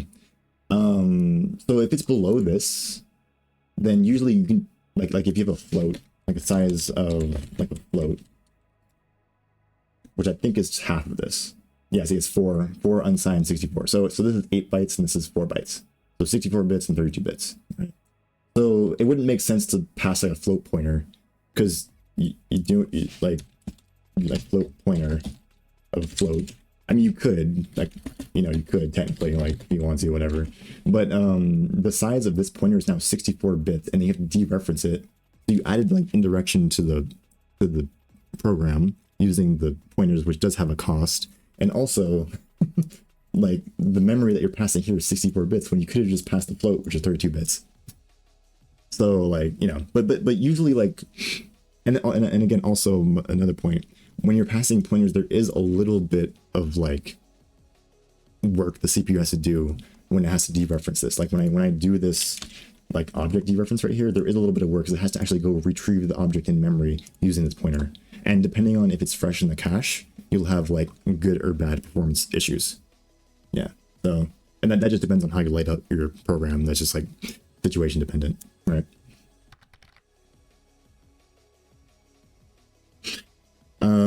So you're saying like, yeah, like again, like usually it's not an issue if you're just passing in things and then like dereferencing things, especially if it's fresh on the cache. But if you run this function and you're doing it like, I don't know, every frame 60 times a frame, and then you're running over like 60,000 objects, so you're running it like 60,000 times a frame, and you're doing 60 frames per second, right? And you keep dereferencing things that are not in the cache, it's going to have a serious performance impact after a while if you just keep doing that. And especially if the data is just all over in the program, like if you just have data fragmented everywhere, then that's like a serious problem.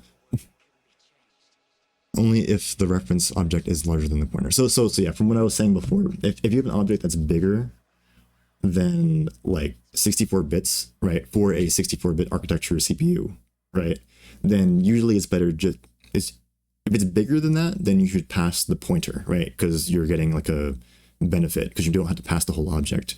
Because you could imagine like if I had what is it, like an STD vector, or like if I had like an STD array of object A's, right? And then I had 2,000, right? Imagine passing this. Like, imagine taking this, and then every time you call this function, you have to make a copy of this entire thing.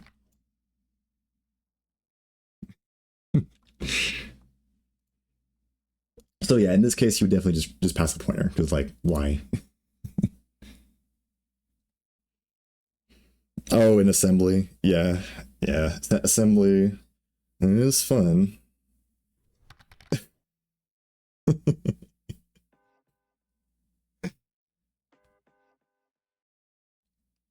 I mean, it was performant though. That game was performant. Yeah. Again, it's situation dependent, so. Yeah, what is it? It just depends. I mean, if you don't like particularly need it for like what you're doing, then you don't have to. But like, I don't know, like if you really need to like get the performance, the C++ or like something similar. But yeah, they have like Rust nowadays and stuff. So I don't know. Right. Yeah, I don't know. But yeah, I mean, was there anything else you wanted to talk about pointers or anything, or that's pretty much where I'm at with that. So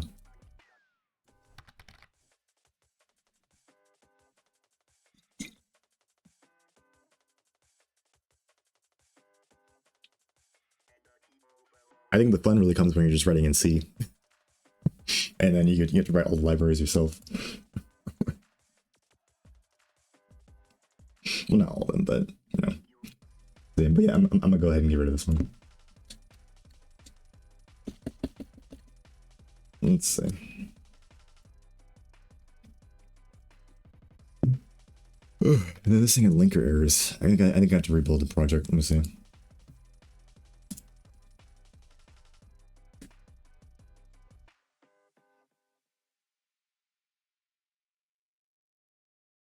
Yeah, that's usually the best way to understand it. Just like try it out. That's how you learn.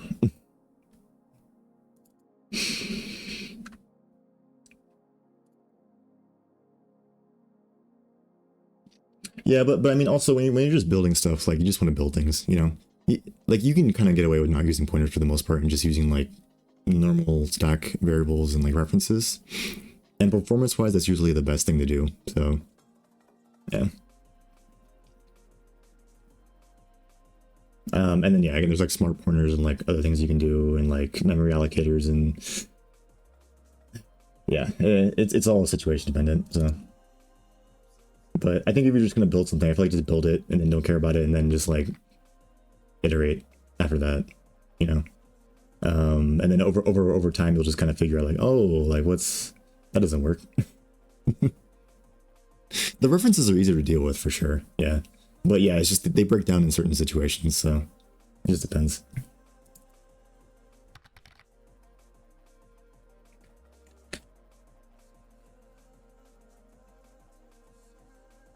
Using reference types, but again, you just need to be careful of like. Again, I think C# and Java like take care of that for you, but again, like there's bugs that'll creep up that like are just really hard to debug with references if you just put them everywhere. So it just depends. And also, again, if you dereference pointers and put them in references, you'll cause a seg fault. So, and those happen in places where you don't think they'll happen, and you're like, oh god, you gotta start combing through the engine or combing through whatever code you're working on. So.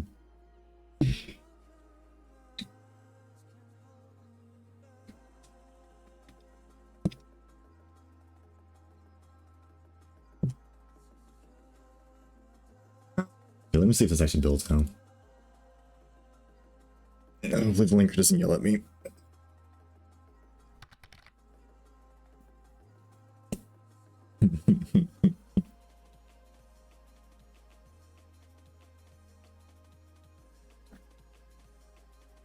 I'm saying we're all kind of masochists with this coding thing, right? Yeah, what the hell is going on, bruh? C-decal? What? Hold on. Must have, oh, linker. Unresolved external symbol, static void, C-decal, text, basic string, but did I not define it somewhere? Or maybe...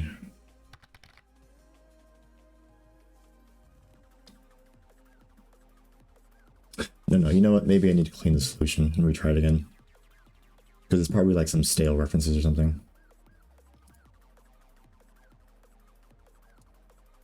Yeah, let's try to rebuild.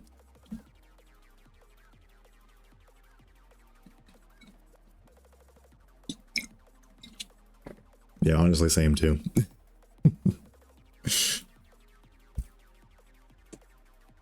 I see people talk about it, but they're like, "Oh, I wrote my engine in Rust." I'm like, "That's cool," but yeah, I'm kind of already like knee deep in this, right?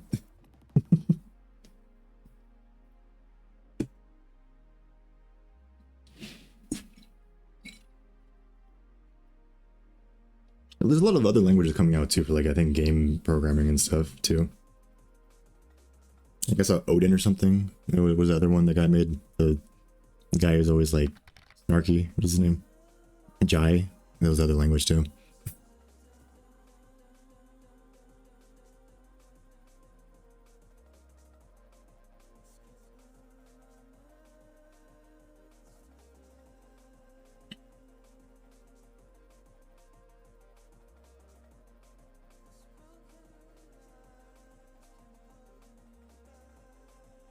An automatic flowchart for multi-threading. Yeah, that would be cool.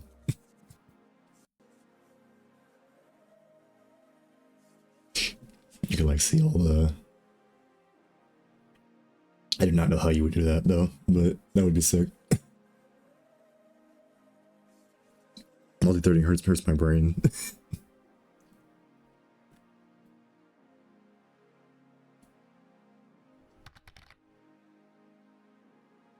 Oh, they have it. Oh, bend. What is that? Let me see.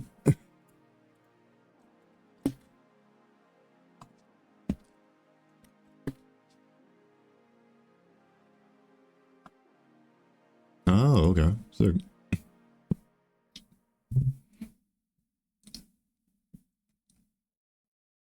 Pinar's a full integer expression. Like Python Gen, this includes host object allocation, support of higher order. Runs on massively parallel hardware, like GPUs with nearly linear acceleration.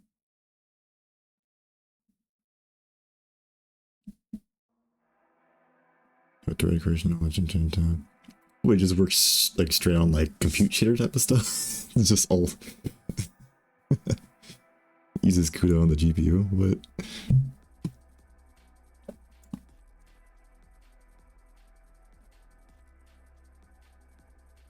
example below sums all the numbers in the range from start to target. Oh, it's just automatically. There's no. They said bump the for loops. We just go and do it in parallel. I guess so, yeah. No, yeah, no, I can see it, yeah, because you're essentially just writing a bunch of shader code. It's like all shader code. No, that's funny. That's cool though, yeah.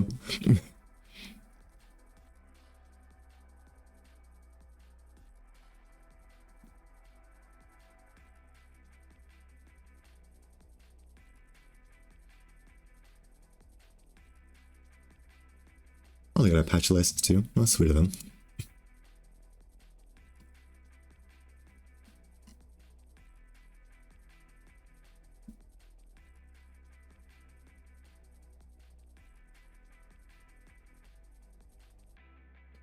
Yeah, I hope to get into the multi-threading stuff soon too. I've only read like the compute shader API for OpenGL, and I think at some point I'm going to switch over to something else. So,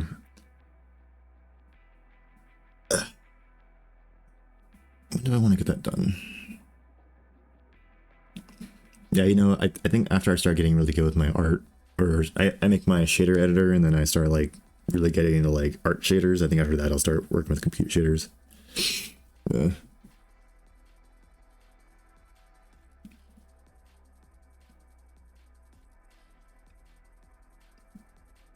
I'm always just skeptical of like solutions that like claim to like do everything like automatically, because I'm already thinking of like the edge cases for these things, and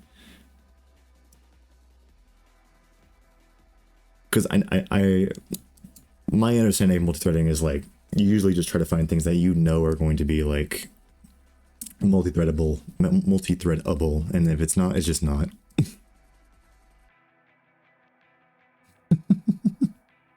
I don't know, but it's just multi-threading hurts my brain, so I'm just thinking of all like the issues.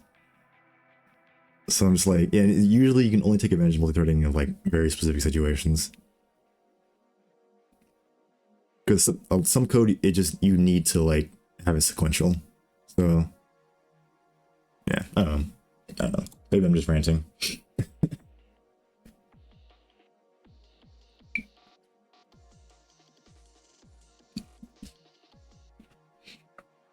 Okay, cool. It compiles, and there's nothing. Okay, let's get something here. I want to make sure it compiles. Okay, I want to finish this today. I want to get this done. Let me see. I'm a little annoyed that I've been stuck on this for like 3 days. It's just the content browser. I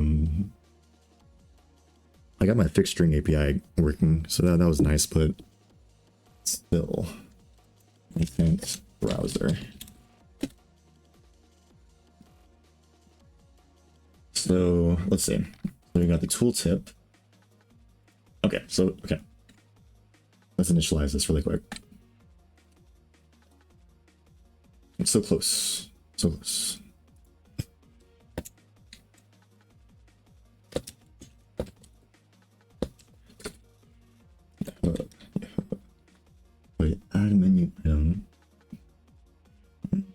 Okay, set all children is visible. Set is visible. Okay, so I can set different visibilities, but I need to define all the children immediately.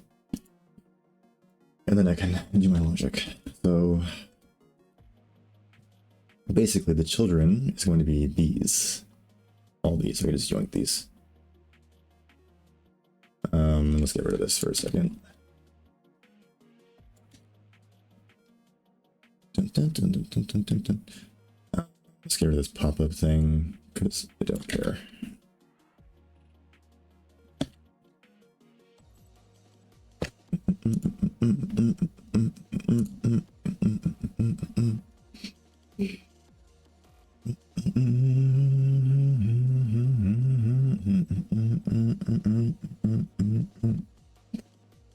Directory, scene, fonts.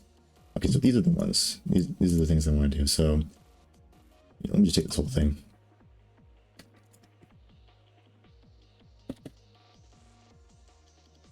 Oh, nice. Yeah, get rid of this for loop. Goodbye. And then here I'm initializing the data. Sure. Oh, and then I forgot to actually add the entries. What is it? File folder viewer.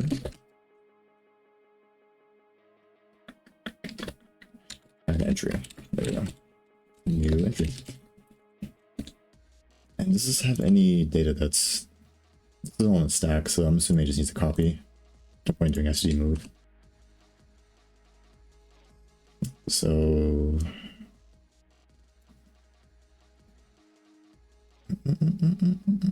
it's sure a valid archetype ID. So then, yeah. Okay. So yeah, I need to fix this because this is ridiculous. This is happening every frame. I'll do that later. Let's see. Oh wait, no. This is where I want it. We'll do hash if 0 and then hash end if.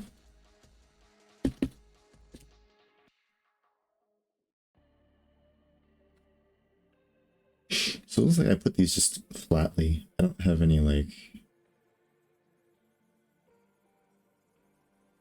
Okay.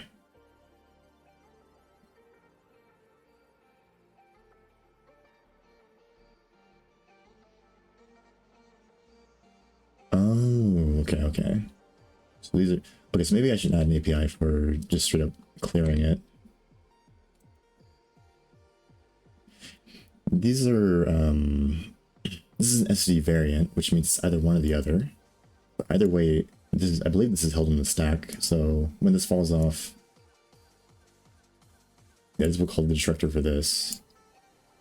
Okay, well this is on the heap, but it's still like a stack object. Like it itself has its own little thing, and then the heap is this part. So when this falls off, this should handle itself.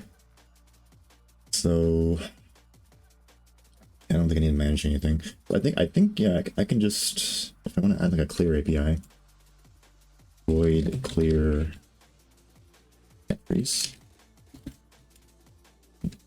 Literally all I have to do is just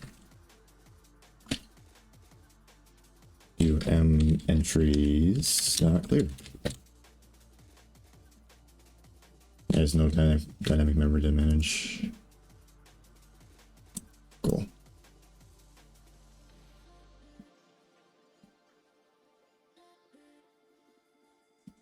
Okay. And should I define it here then? I don't know. Where's the place where I would trigger this? If I do right click on like an object.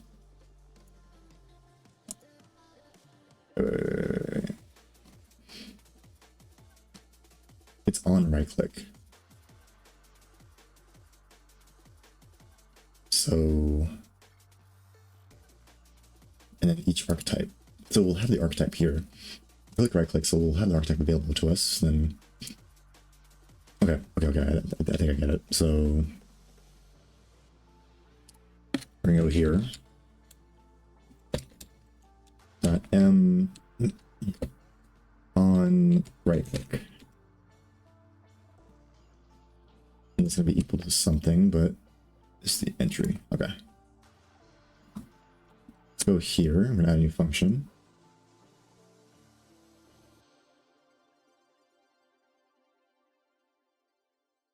Navigation header grid. Put it here. Void on handle right click.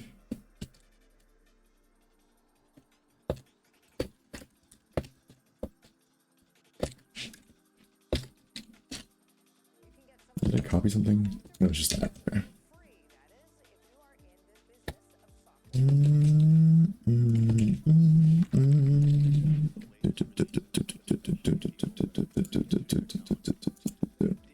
Yeah, this mix is sick, man.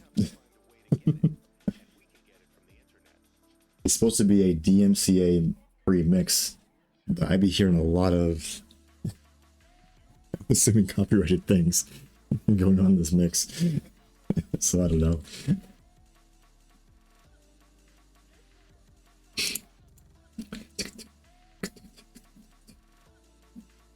Breakcore be doing the thing though. I'm not gonna lie. Hitting that nostalgia. Okay, what am I doing here though?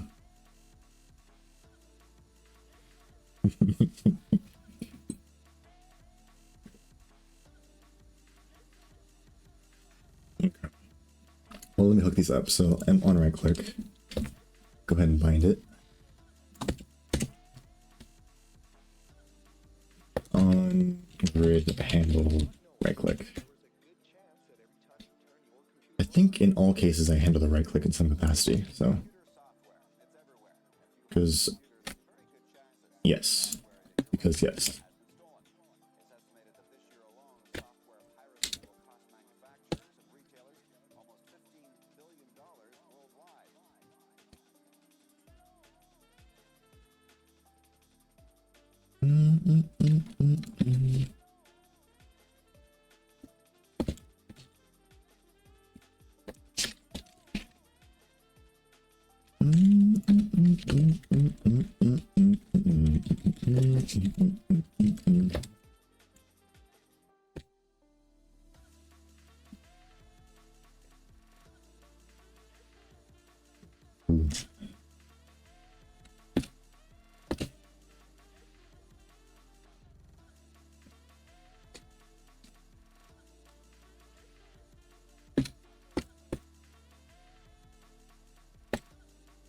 Okay, let's see.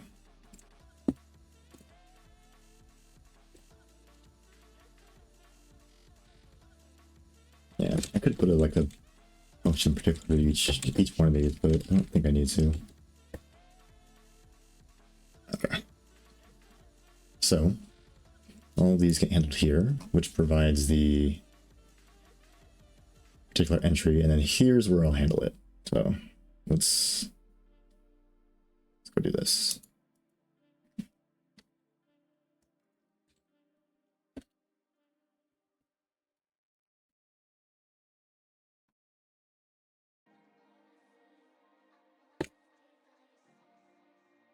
Okay, and the first thing I'm going to do is turn on or enable tooltip menu. So tooltip or something like that. Dot tooltip active is true, and that'll do something, I guess.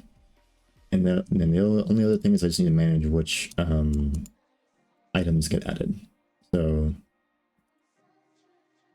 I can do that by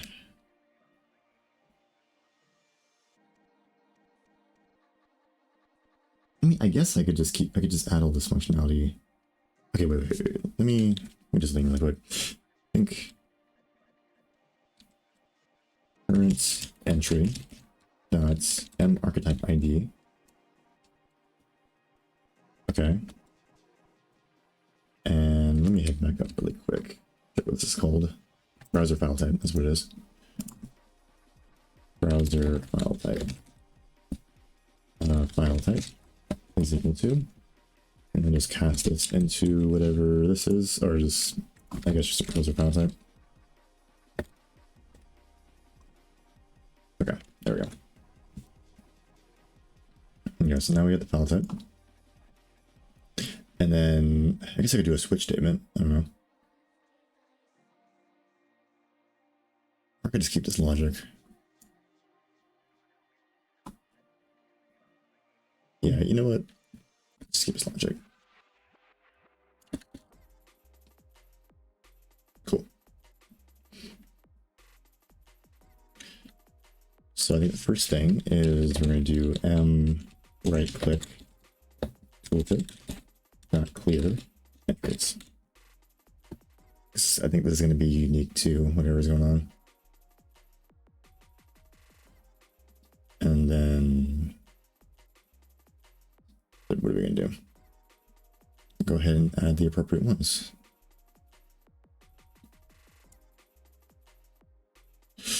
Okay. And here, let's see. Tooltip.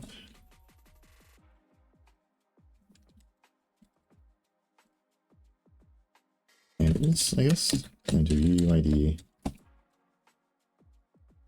What do I call it? What do I call this? Let me see.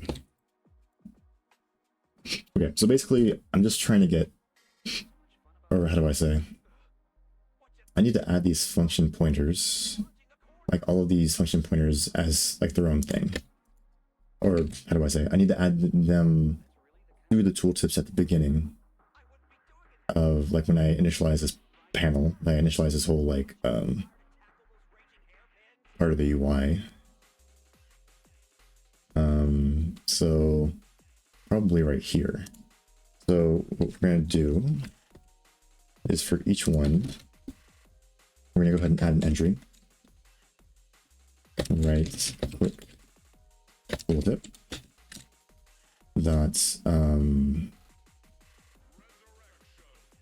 maybe I should call it, maybe I should just call it add entry. Yeah, I think so, but whatever, fine. And then here we provide a tooltip, so we need to make a tooltip. So editor UI tooltip entry. I'll call it open file entry,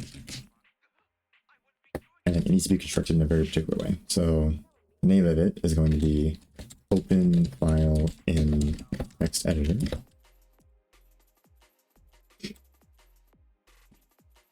And the only other thing is we need to provide a function pointer. So here I'm just going to provide a lambda, but this just goes to the tooltip entry.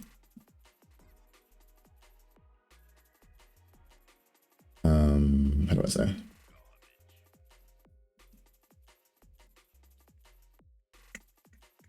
So yeah, I guess let's just try the lambda.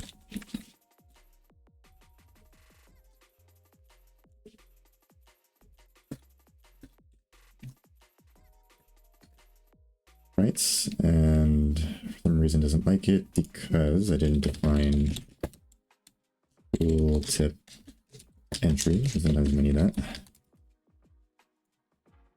So now it's not mad anymore. And currently it doesn't do anything, but here we want to do this.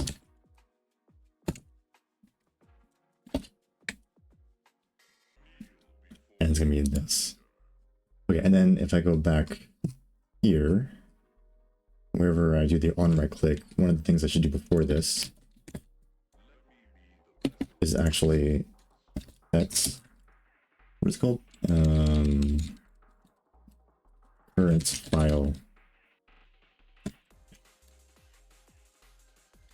file to modify, or maybe not set, so to store current file to modify in later, and then I'm gonna say write something. No. I think with cache at the end, I think. Yeah, this one. I'm gonna set this equal to, and then this grid entry, I believe the name of it is the file name. Because so if I have the grid, the label of each grid name is the file name. But we want the entire file location. So we're going to do current directory. And then we're going to append the current entry dot label. And why are you mad at me? What do I do? No operators that matches these operons. Why not? Probably because okay, maybe it's okay with C strings though. Or I know how to see what. I like making everything capital for some reason. Okay, that works. Cool. So now we store this here when we open the right click, and then back down when we actually like handle it, as in we do something with it, which is in this lambda.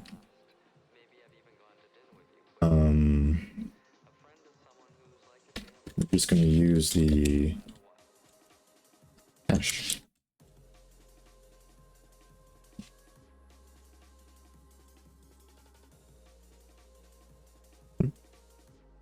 What's wrong? Oh, because it, yeah, right. I always forget. These need the state. There we go. Okay, so now this is associated with this one. And then when we add the item, we're going to go ahead and just store this into the tooltip. So now I'll go ahead and make a comment saying creates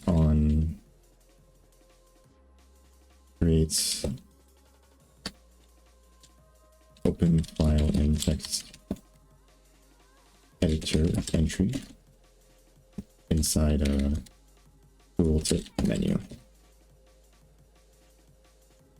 Okay, then we'll go ahead and add it.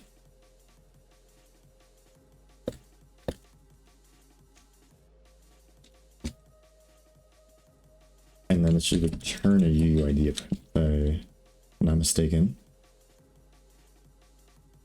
And this UUID is what we're going to use to like address this. So if I go back up to,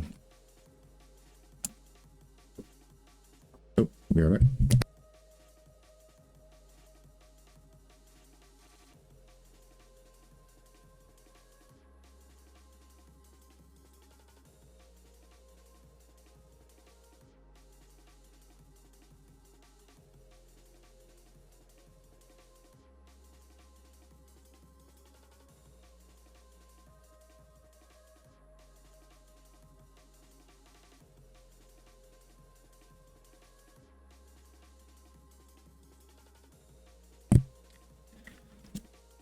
All right, I'm back. Let's see. What was I doing? Something about UUIDs, I think. Yeah, here. Okay, so UUID, and this is going to be the open file in text editor.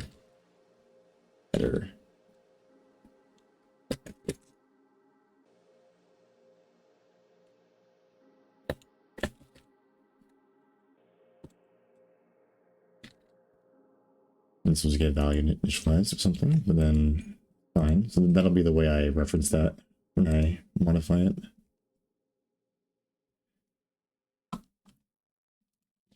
Underscore open. There we go. So we set that to whatever the resulting is, because this will return back a UUID depending on how it gets set. There we go. Okay. So I think that's it, actually. I don't need this anymore. Okay. So now when we want to initialize, I'll go ahead and section this out a bit. We want to initialize a tooltip. We create the tooltip, or we start setting it, and then we start adding each entry individually, right? And then for each entry, I'm going to store the ID to this entry so that I can like modify it, or like modify its visibility, or do whatever I need to do to like mess with it if I want to later, which I will in this case. And then just keep doing that. for the rest of them. So, what? You want to go out, kitty? Come on. Hold on, dude. Ow. How to you too.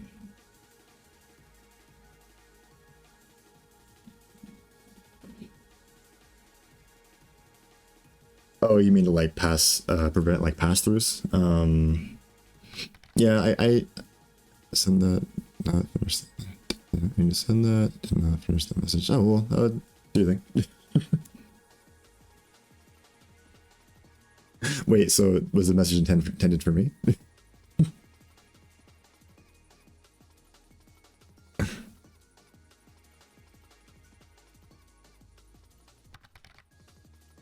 Oh, okay, yeah. Well, I use Box2D, so it has like its way of handling it. You can modify like the time steps that it uses, so you can kind of like fix it, but I think they have their own way of like preventing like pass-throughs. I think they described it in their API too. It's not bad. I wrote like a physics thing before for like one game I made a long time ago, but yeah, I was like, nah, I'm not doing it again. I'm just using a library.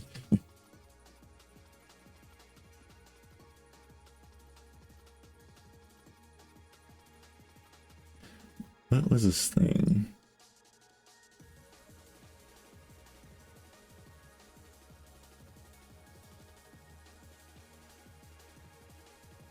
And you know what? I think in the library that I wrote myself, it's not even a library, the little bit of code that I wrote myself, I don't even think I dealt with it. I think I was just like, if it's too fast, it's too fast. Yeah, it's not a great way to handle that. Let's see. Okay, so I started that one, so I need to start adding to this next one. Oh, for like UI? For sure. Yeah, before I was using like static stuff, it was garbage, bro. But yeah, now I can actually read what's going on. Like, yeah, it's just nice. Appreciate the follow. I think it was a follow. Let me see. Sometimes I can't tell with the sound. Oh yeah, I appreciate it.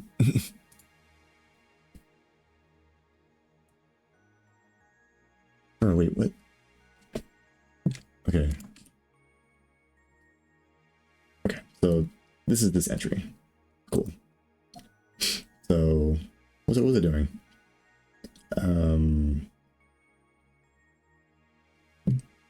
Let me head back over here. Yeah, I was dealing with this. So this was the one for. I try to leave a note or something on these. So I don't. I know I'm gonna mix it up. I don't put a note here. Put that there.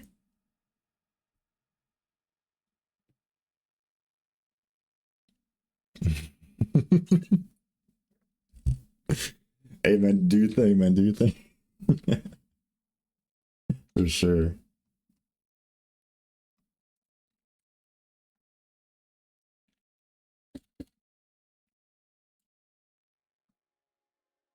But yeah, either way, appreciate you coming by, man. Where did the music go? What the hell? What is it? Oh, is this one?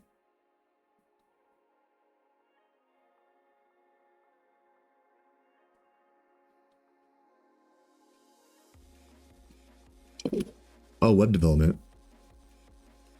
Oh, for sure, for sure.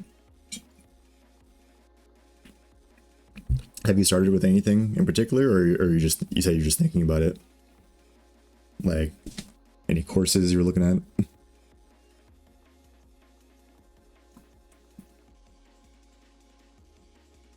I think I remember when I started web development. I think I did like Treehouse or something. What was that one? I don't know if it's still is it called Treehouse? What is that called? Like code? Yeah, it was called Treehouse. Yeah. Yeah, this one. think this was like the first time I coded. It's alright. I think there's better resources though.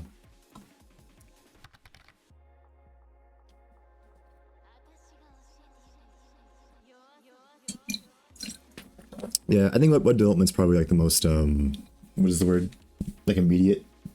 Like you see the results like immediately, and it's like pretty nice to you about the errors, so it just falls through. So you don't start going crazy immediately. I think I forget the one. I think it's called the Odin project. I think that was the one I was looking at when I was gonna like re-go through like my JavaScript stuff and everything. Yeah, I'll post a link in the chat if you've ever seen it. I think this is the one everyone talks about because it's free, and then you can just go through like whatever you need. Wait, I'm gonna be right back.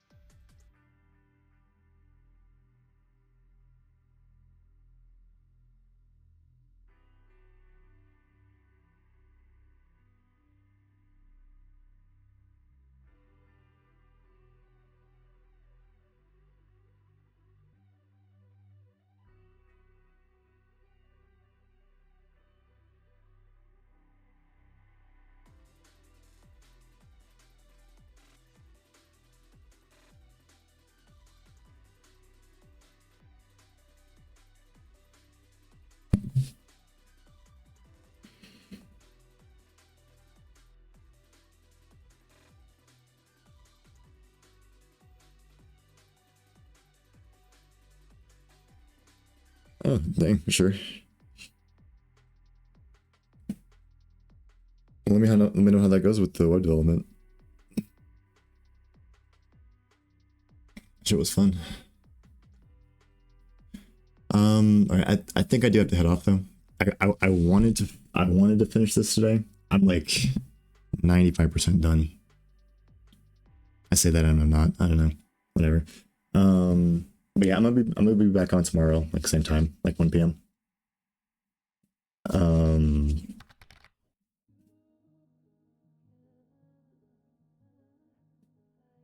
Yeah, for sure. Appreciate it. Appreciate it.